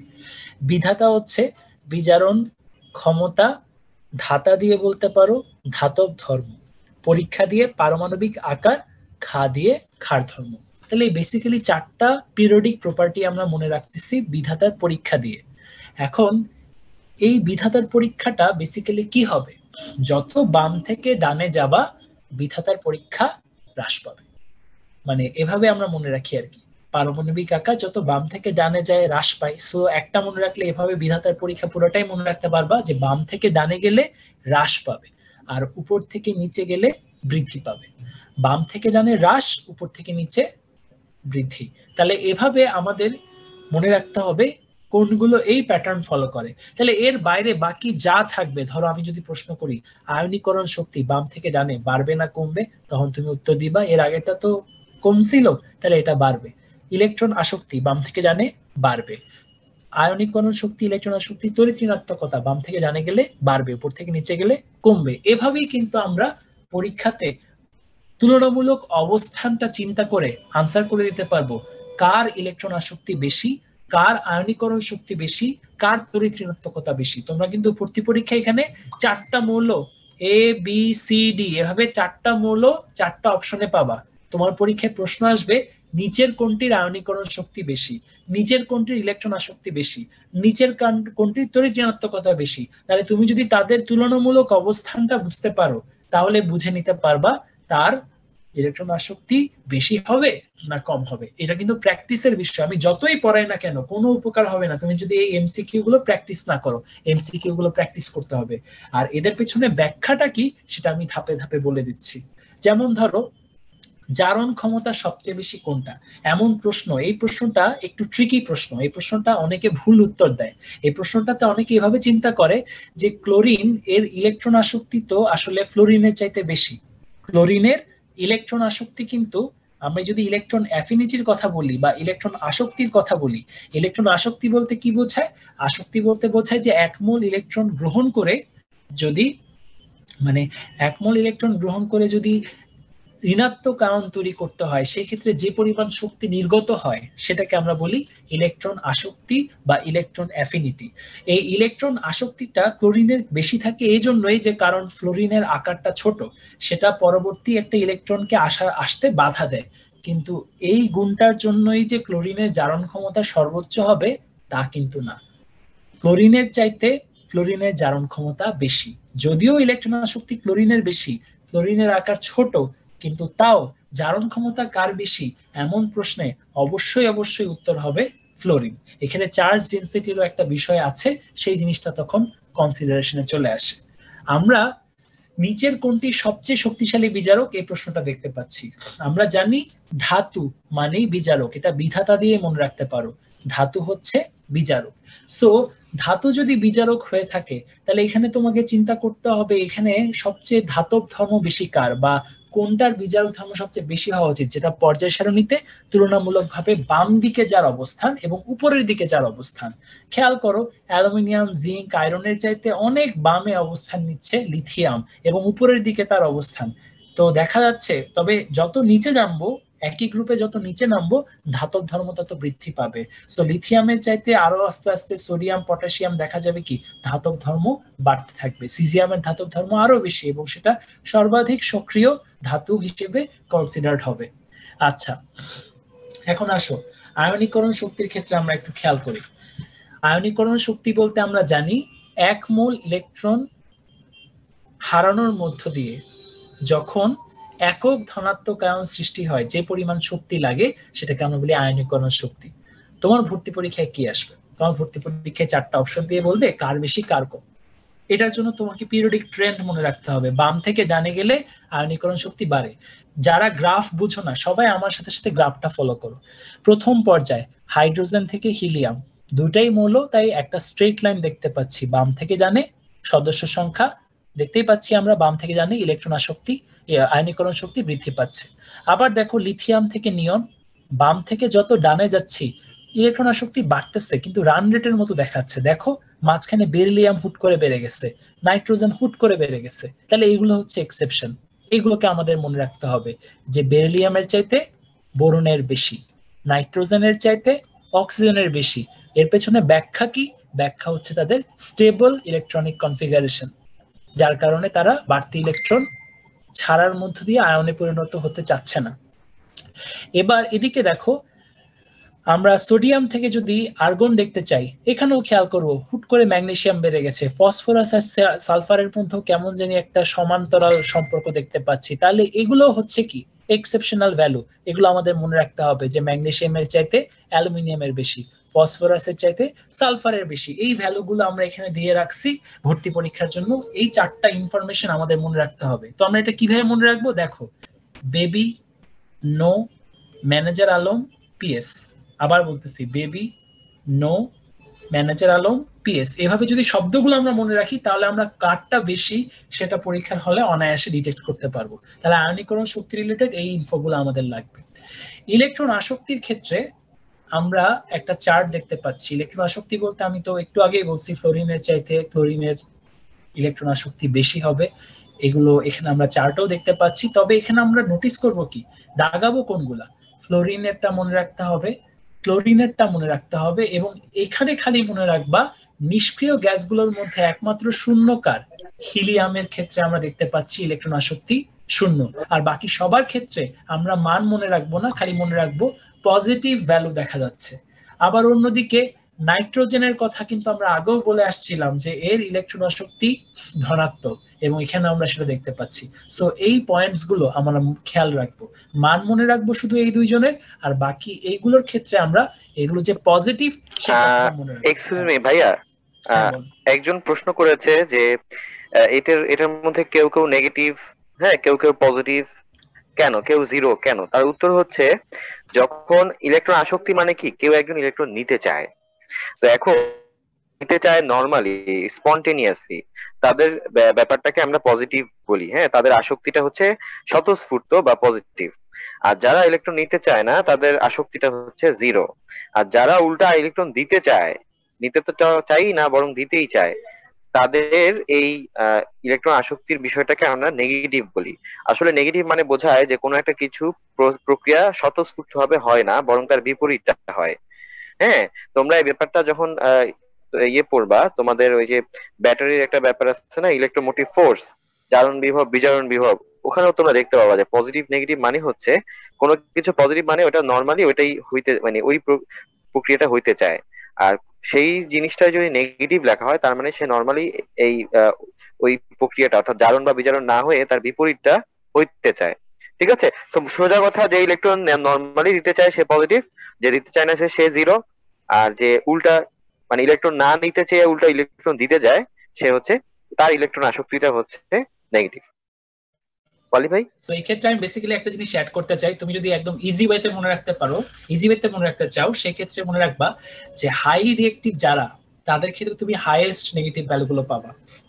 আবার অন্যদিকে যারা লেস রিঅ্যাক্টিভ, মানে ইলেকট্রন গ্রহণ করে কোন একটা নেগেটিভ স্টেট অর্জন করার চেষ্টা যাদের কম, একটা ইলেকট্রন গ্রহণ করে নেগেটিভ স্টেট অর্জন করার চেষ্টা যাদের কম, সেই ক্ষেত্রে তাদের ক্ষেত্রে তোমার ভ্যালু পাবা পজিটিভ। যেমন নাইট্রোজেন নিষ্ক্রিয়, তারপর নিষ্ক্রিয় গ্যাসগুলো নিষ্ক্রিয়, এরা তুলনামূলকভাবে বিক্রিয়া দিতে চায় না। দ্যাটস ওয়াই, মানে ইলেকট্রন গ্রহণ করে বিক্রিয়া দিতে চায়। মূল কথা হচ্ছে এটার হিসাবটা একটু উচ্চতর শ্রেণীর। তো তোমাদের মেডিকেল ভর্তি পরীক্ষা কেন, বুয়েট বা ঢাকা বিশ্ববিদ্যালয় ভর্তি পরীক্ষাও কোনোদিন এই ভ্যালুগুলো নিয়ে কোনো ধরনের কোনো কোশ্চেন আসবে না। খালি এই ভ্যালুটা কার ক্ষেত্রে পজিটিভ এতটুকু জানলেই চলবে, ভ্যালুর মানটাও তোমাদের মনে রাখতে হবে না। আচ্ছা, তাহলে এটা আমরা কিছু ইন্টারপ্রিটেশন এখান থেকে শিখে রাখতেছি যে ইলেকট্রন আসক্তির মান যত বেশি, তার জারণ ক্ষমতা তত বেশি, তার আয়নিক বন্ধন করার ক্ষমতা তত বেড়ে যাচ্ছে, তড়িৎ ঋণাত্মকতা ধর্ম তত বৃদ্ধি পাচ্ছে। যদিও তড়িৎ ঋণাত্মকতা একটা ভিন্ন কনসেপ্ট, মনে রাখবা ইলেকট্রন আসক্তি দিয়ে বেসিক্যালি আমরা ইলেকট্রন গ্রহণের কথা বলতেছি, যেটা কিনা আয়নিক যৌগ গঠনকে এক্সপ্লেন করে। আর তড়িৎ ঋণাত্মকতা বলতে বোঝানো হয় কি, সমযোজী যৌগে বন্ধনের ইলেকট্রনকে টানা, শেয়ার্ড পেয়ার অফ ইলেকট্রনকে টানা, এটা কিন্তু সমযোজী যৌগের গঠনকে এক্সপ্লেইন দেয়। সো আমরা একটা পোল থ্রো করতেছি এখন, সবাই এই পোলটার আনসার কারেক্টলি দেওয়ার চেষ্টা করবা, এবং আই হোপ এটা সবাই মোটামুটি কারেক্টলি দিতে পারবা। এর আগের পোলটাও সবাই ভালো মতো সুন্দর মতো আনসার দিয়েছে। এখন দেখি এই পোলটার আনসার কি দেয় সবাই। পোল 7, এটার অবশ্য অপশনগুলো পোলে দেখতে পাচ্ছ না, তোমরা আমার স্লাইডে দেখতে পাবা। হ্যালোজেন সমূহের ইলেকট্রন আসক্তির কোন ক্রমটি সঠিক? তাহলে ইলেকট্রন আসক্তির ক্ষেত্রে কোন ক্রমটি সঠিক হবে? সবাই একটু র্যাপিডলি আনসারটা করে ফেলো। এইখানে আমরা দেখতে পাচ্ছি অলরেডি সবাই আনসার করা শুরু করেছে। আমরা ডিসকাশনও দিয়েছি যে কোনটা আসক্তি বেশি, কেন বেশি তা ব্যাখ্যাও করেছি। সো এই ক্ষেত্রে কোনটা আনসার হবে মোটামুটি সবাই কিন্তু কারেক্টলি আনসার করছে, এবং দেখতে পাচ্ছি অলরেডি 53% কারেক্ট দিকে আগাচ্ছে, অনেক একটু ইনকারেক্ট। সি এর দিকে কেন ঝুঁকছে আমি জানি না। ইলেকট্রন আসক্তির ক্ষেত্রে কিন্তু আমি একটা ব্যাখ্যা দিয়েছিলাম যে ফ্লোরিনের চাইতে ক্লোরিনের আকৃতি বড়, ফ্লোরিনের আকার ছোট, এখানে ইলেকট্রনের পরিমাণ বেশি থাকে, যার কারণে সে বাড়তি ইলেকট্রনের আগমনকে প্রতিহত করার চেষ্টা করে, যার কারণে তার ইলেকট্রন আসক্তিটা কম হয় ক্লোরিনের চাইতে। সো ক্লোরিনের ইলেকট্রন আসক্তি যে ফ্লোরিনের চাইতে বেশি হবে এইটা আমাদের মাথায় রাখতে হবে। যারা যারা সি আনসার দিচ্ছ, সি কিন্তু আনসার হবে না। অলরেডি 70%-এর উপরে লোক আনসার করেছে, কিন্তু তার মাঝে 30% কিন্তু রং আনসার দিচ্ছে। তাহলে এই ধরনের ক্রম রিলেটেড প্রশ্নগুলো কিন্তু আমাদেরকে যে কনফিউজ করে সেটা কিন্তু একটা প্রমাণ আমরা পেয়ে যাচ্ছি। আমরা অবশ্যই এই ইলেকট্রন আসক্তি সংক্রান্ত আরো যত ক্রম আছে এরকম ক্রমগুলো বাসায় প্র্যাকটিস করবো, এমসিকিউ গুলো প্র্যাকটিস করবো, যাতে আমরা সহজে আনসারটা ঠিক করতে পারি। সবাই আমরা একটা জিনিস খেয়াল করব, আমাদের লাইফে কম বেশি সবার এই এক্সপেরিয়েন্সটা আছে যে একটা জিনিস দাগানোর পরে বুঝতে পারছি যে ভুল লাগাইছি। এই এক্সপেরিয়েন্সটা থেকে মুক্ত কেউ না, আমিও না। ইভেন এখনো পরীক্ষা দিতে গেলে দেখা যাবে একটা দুইটা প্রশ্ন আমি এমন দাগাই ফেলবো যেটা আমি জানি ঠিক কিন্তু দাগাবো ভুল। এই অভিজ্ঞতা যার যত কম হবে তার ভর্তি পরীক্ষার রেজাল্ট তত ভালো হবে। সো সবাই খুব সাবধানে দাগাবা। এবং এটার ক্ষেত্রে আমি শেষমেশ শেয়ার করে দিচ্ছি আনসারটা। আনসার হচ্ছে কি এ, ক্লোরিনের ইলেকট্রন আসক্তি ফ্লোরিনের চাইতে বেশি। তড়িৎ ঋণাত্মকতা, এই যে দেখো একটা সুন্দর ছবি দিয়ে আমরা তড়িৎ ঋণাত্মকতাকে এক্সপ্লেন করতেছি। হাইড্রোজেন এবং ক্লোরিনের যে বন্ধন দেখতে পাচ্ছ, ক্লোরিন হচ্ছে অধিক তড়িৎ ঋণাত্মক মৌল, যার কারণে সে বন্ধনের ইলেকট্রনকে নিজের দিকে টানছে। এই যে শেয়ার্ড পেয়ার অফ ইলেকট্রনকে নিজের দিকে টানার চেষ্টা করা সমযোজী যৌগের ক্ষেত্রে, এটাকে আমরা বলতেছি তড়িৎ ঋণাত্মকতা। আর তড়িৎ ঋণাত্মকতার কিছু মান আমাদের জানতে হবে, সেগুলো আমি মার্ক করছি এখানে, বইতেও মার্ক করা আছে, সেগুলো থেকে আমরা শিখে নেব। আমার দৃষ্টিতে সবচেয়ে গুরুত্বপূর্ণ হচ্ছে এই যে ফ্লোরিন, ক্লোরিন, এদিকে সিজিয়াম, ফ্রান্সিয়াম, আর এদিকে হাইড্রোজেন, এগুলো, আর এদিকে কার্বন, এই টোটাল 5-6টা তড়িৎ ঋণাত্মকতার মান অন্তত আমাদের মনে রাখতে হবে। এই স্কেলটাকে কোন স্কেল বলে এটাও মনে রাখতে হবে, এটাকে বলা হয় পাউলিং স্কেল। ফ্লোরিনের তড়িৎ ঋণাত্মকতা সর্বাধিক এবং পাউলিং স্কেল অনুসারে এর মান হচ্ছে 4। সবাই দেখবা ইলেকট্রন আসক্তি আর তড়িৎ ঋণাত্মকতার পার্থক্য লেখা আছে। বেসিক্যালি এই স্লাইডটা পার্থক্য এবং মিল দুটাই দেখাচ্ছে। যেমন ধরো এটা দেখো, এই যে আমরা দেখতে পাচ্ছি পর্যায়গত সম্পর্ক, এটার সাথে এটা মিল, এটাও বৃদ্ধি পায় এটাও বৃদ্ধি পায়, এটাও হ্রাস পাচ্ছে এটাও হ্রাস পাচ্ছে, বেসিক্যালি মিল দেখাচ্ছে।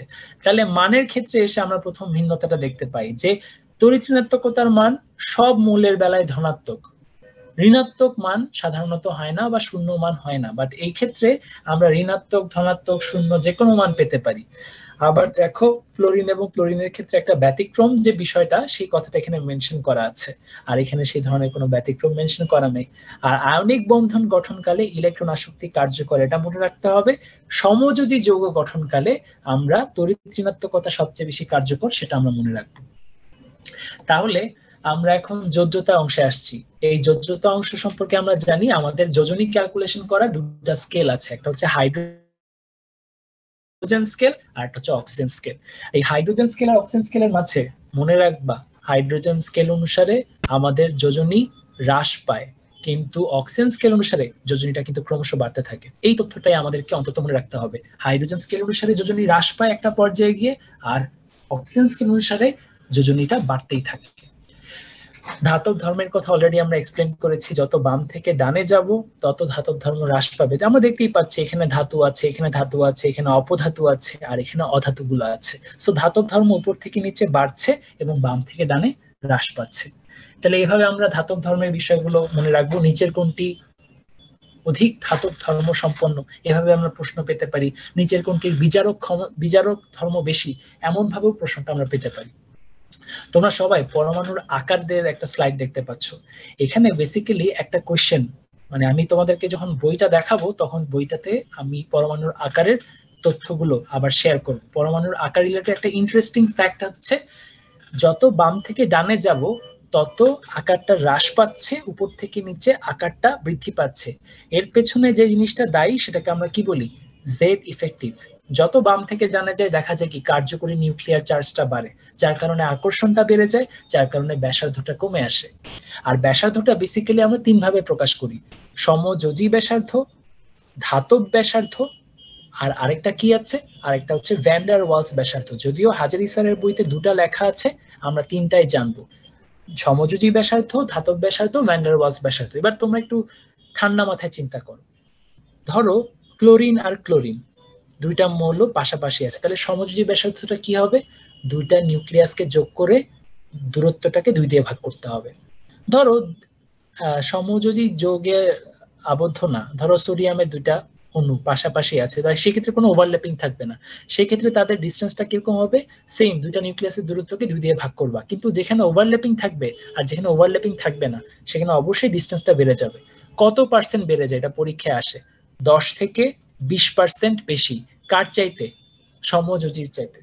আর ভ্যান ডার ওয়ালস মানে সেই ক্ষেত্রে দুটা অণুর মাঝখানে গ্যাপ আছে, সো সেই ক্ষেত্রে ব্যাসার্ধটা কি হবে, আরো বেড়ে যাবে। সো এটা মনে রাখবা, ভ্যান ডার ওয়ালস ব্যাসার্ধ সবচেয়ে বেশি, তারপর ধাতব ব্যাসার্ধ, তারপর সমযোজী ব্যাসার্ধ। আর এখানে একটা ইন্টারেস্টিং জিনিস আছে, সেই জিনিসটা আমরা যখন বইয়ের ছবিটা দেখাবো তখন ক্লিয়ারলি বলে দেবো। দেখি এই পোলটাতে কার আনসার কি হবে। আমি আগের পোলটা এন্ড করে দিচ্ছি এবং আগের পোলটা আমি একটু সবার সাথে শেয়ার করতে চাই, সবাই দেখুক যে 52% লোক কিন্তু এই আনসার দিয়েছে। মেজরিটি কিন্তু মানে আমি এই বাকি প্রশ্নগুলো যেভাবে সবাই পেরেছে এটা কিন্তু অতটা সবাই পারেনি। আমি এখন নতুন একটা পোল থ্রো করতে যাচ্ছি, সেটা একটু দেখে নিই। আমাদের নতুন পোলটা হচ্ছে কোন মৌলের সমযোজী ব্যাসার্ধ বেশি। খুব দ্রুত আমরা চিন্তা করে আনসারটা দিয়ে ফেলি। এবার কিন্তু খুব র্যাপিডলি আনসার আসতেছে কারেক্টলি, এবং খুবই র্যাপিডলি সবাই কারেক্ট আনসারটা দেওয়ার চেষ্টা করতেছে। আমরা জানি পর্যায়ে একই এই যে সিজিয়াম, রুবিডিয়াম, পটাশিয়াম যদি চিন্তা করতে চাই, এই লিথিয়াম, সিজিয়ামের অবস্থান কোথায়, পিরিয়ডিক টেবিলে একদম নিচের দিকে, প্রথম গ্রুপের দিকে। তাহলে এর অবস্থানটা প্রথম গ্রুপে সবার নিচের দিকে অবস্থান, তাহলে এর সাইজটা অবশ্যই তুলনামূলকভাবে বাকিদের চাইতে বেশি হবে। তো যারা যারা আমরা এখনো কারেক্ট আনসার গেস করতে পারতেছি না তাদের জন্য আমি বলে দিচ্ছি কারেক্ট আনসার কি হবে, সিজিয়াম। আচ্ছা, মৌলের অক্সাইডের যে ধর্ম, সেই অক্সাইডের ধর্মগুলো কিন্তু আমরা আলোচনা করে ফেলেছি। এখানে জাস্ট আমাদের বইতে আবার রিপিট হয়েছে বলে সেই রিপিটেশনটা তোমাদেরকে দেখাচ্ছি, একটা সামারি হিসেবে এই কথাগুলো আবার চলে আসছে। আমরা যা পড়ে এসেছি, আয়নিক শক্তি কিসের কিসের উপর নির্ভর করে, পরমাণুর আকার, নিউক্লিয়ার চার্জ, আচ্ছাদন প্রভাব, মধ্যবর্তী শক্তি স্তর এবং উপস্তরের প্রতিবন্ধকতা, এই বিষয়গুলো আমরা খেয়াল রাখবো।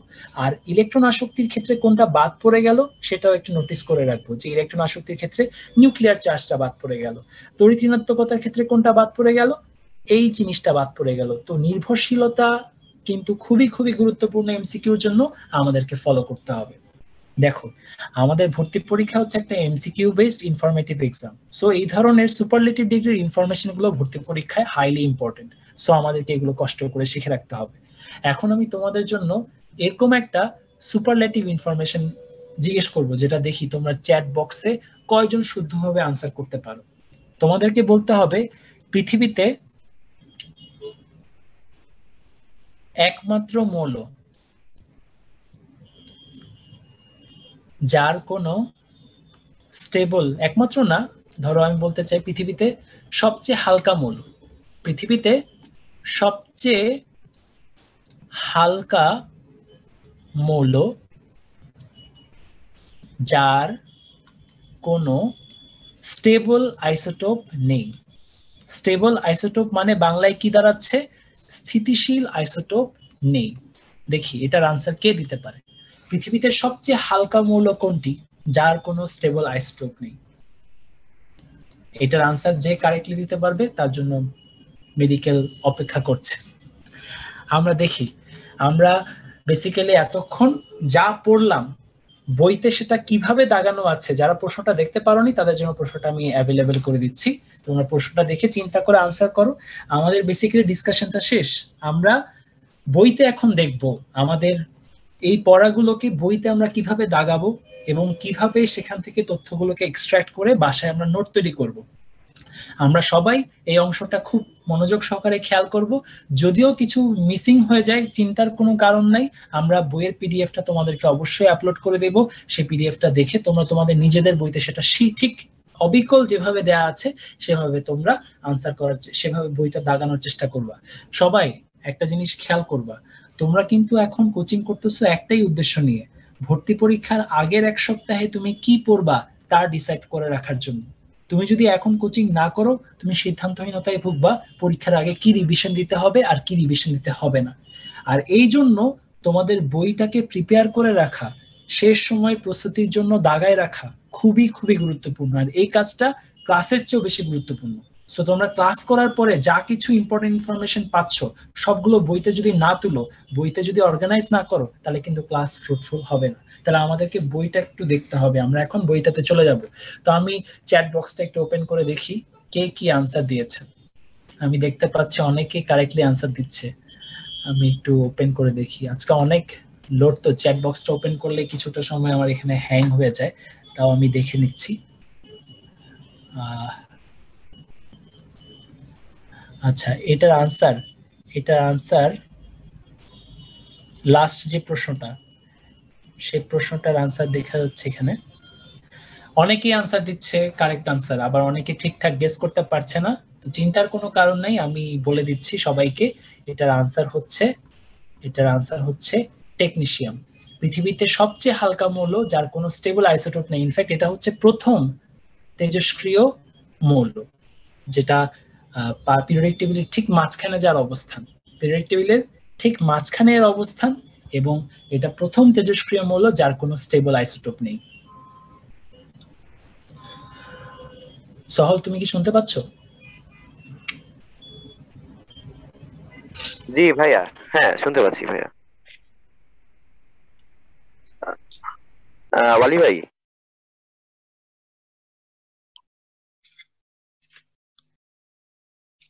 ভাইয়ের কি নেট চলে গেল নাকি?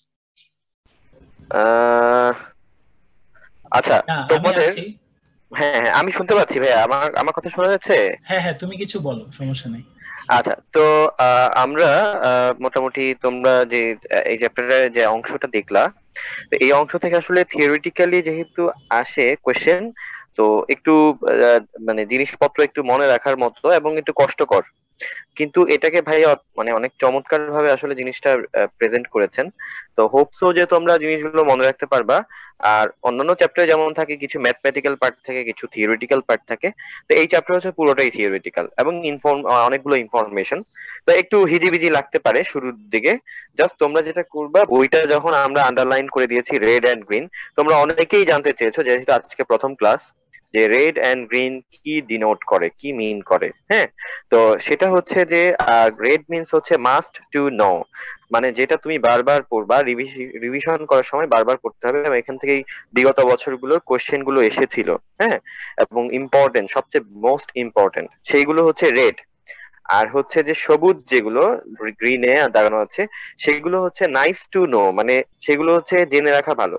টেকনিক্যালি তুমি এটা নিয়ে কিভাবে কাজ করবা, তুমি সিম্পলি তোমার সেগুলো একবার রিডিং দিবা, তবে একদম এক্সামের আগে যখন রিভাইজ করবে তখন শুধু রেড টুকু পড়বা, গ্রিন টুকু পড়ার প্রয়োজন হবে না। ঠিক আছে? তাহলে একটা হচ্ছে মাস্ট টু নো আর একটা হচ্ছে নাইস টু নো। তোমরা অনেকে আরেকটা প্রশ্ন করেছো যে ভাইয়া যেভাবে যেভাবে দাগিয়েছেন বা অনেক কিছু লিখেছেন, এই যে হাতে যেটা লেখা, সে যে পিডিএফটাতে কি আমরা সেগুলো পাবো কিনা? উত্তর হচ্ছে হ্যাঁ, তোমরা লাকি, তোমরা এটাও পাচ্ছ। একটা ক্লাস, এখানে ক্লাসে যতগুলো তোমার মানে যতগুলো জায়গায় ভাইয়া আন্ডারলাইন করেছেন বা হচ্ছে গোল করেছেন বা কোনো ট্রিক্স লিখেছেন, সবকিছু সহই তোমরা ওই পিডিএফটা পাচ্ছ। আর পিডিএফটা পাবা কোথায়? ওয়েবসাইটে। ঠিক আছে? www.unmeshbd.com এই ওয়েবসাইটে। তবে সেটা আজকে নয়, সেটা আমরা আজকে এটা সব ফাইনাল করে যখন আপলোড দিব সেটা আগামীকাল, তখন তোমরা সেটা পাবা। আর হচ্ছে দাগানো বইটাও পাচ্ছ আলাদা, আর হচ্ছে সাথে আমাদের যে লেকচারের মধ্যে যেগুলো বইয়ের উপর আমরা দাগিয়েছি বা স্লাইডের উপর আমরা যেগুলো যা কিছু দাগিয়েছি, হাতে লিখেছি, সবকিছু সহ তোমরা ওই পিডিএফটা পাবা। ঠিক আছে? তো এইটুকু এইটুকু পড়লে হোপসো, হ্যাঁ এইটুকু পড়লে হোপসো একটু থিওরিটিক্যাল অনেক কিছু ইনফরমেশন এইভাবে একটু পড়লে হয়ে যাবে ইনশাল্লাহ। আর বিগত বছরের প্রশ্নগুলো তো সবচেয়ে বেশি ইম্পর্টেন্ট, প্রায় রিপিট বা কাছাকাছি টাইপের প্রশ্নই থাকে এখান থেকে। ঠিক আছে, তো তোমরা আসলে অনেক ভালো অংশগ্রহণ করেছো আজকে। আজকে অনেক কোশ্চেন ছিল, কারো কারো কোশ্চেন বাদ পড়ে যেতে পারে, বিকজ হচ্ছে এখানে প্রায় আমি সংখ্যাটা ঠিক বলতে পারবো না, আমার মনে হয় 1000 খানেক কোশ্চেন ছিল। আর চ্যাটে বোধহয় 10-12 হাজারের মতো তোমরা রিপ্লাই দিয়েছো। থ্যাংক ইউ সবাইকে, এজন্য শুরুতেই থ্যাংক ইউ জানাচ্ছি, শেষে থ্যাংক ইউ জানাচ্ছি আসলে। তো যাই হোক সহল, তোমাকেও অনেক ধন্যবাদ, কষ্ট করে সবাইকে রিপ্লাই দিচ্ছ। সাইফুলকে ধন্যবাদ, তারা সবাই অনেক কষ্ট করছে, সব কষ্ট কিন্তু তোমাদের জন্য হচ্ছে। এই কষ্টটা সার্থক করার পেছনে তোমাদেরকেই সবচেয়ে বেশি গুরুত্বপূর্ণ ভূমিকা রাখতে হবে। তো আমি শেষ অংশ তোমাদেরকে বেসিক্যালি আমরা বইটা কিভাবে দাগাইছি সেটা সম্পর্কে জাস্ট একটু আউটলুক দেখাচ্ছি। বইটা হুবহু তোমরা পেয়ে যাবা, জাস্ট কি কি জিনিসগুলো বাড়তি হয়তো একটু গুরুত্ব বেশি দিতে হবে তা মেনশন করে দিচ্ছি। যেমন প্রথম পেজে এই অংশটা আমার কাছে খুবই গুরুত্বপূর্ণ মনে হয়েছে। এখানে আমরা আয়নিক বা পোলার সমযোজী বা অপোলার সমযোজী সেটার যে ক্রাইটেরিয়া সেটা দেখতে পাচ্ছি। যদিও এটা আমরা অন্য জায়গায় পড়বো, বাট এখান থেকে যেহেতু দেখতে পাচ্ছি, এখান থেকেও একবার শিখে নিতে কোনো সমস্যা নেই, তাই আমরা শিখে নিব। আমরা এখানে আর বেশি সময় কাটাবো না, এখানে আমরা যেভাবে দাগিয়েছি ঠিক সেভাবে আমরা বইটাকে দাগাই নিব, এবং এই নতুন মৌলগুলোর আণবিক নামগুলো অন্তত যাতে আমাদের মনে থাকে সেটা একটু খেয়াল রাখতে হবে। আর মাঝখানে মাঝখানে যেটা আমি দেখাতে চাই, এই যে হাজারি স্যারের বইতে ছোটখাটো যে এমসিকিউ গুলো আছে আমরা সব সলভ করে রাখবো, যাতে এগুলো আমাদের কোনোদিন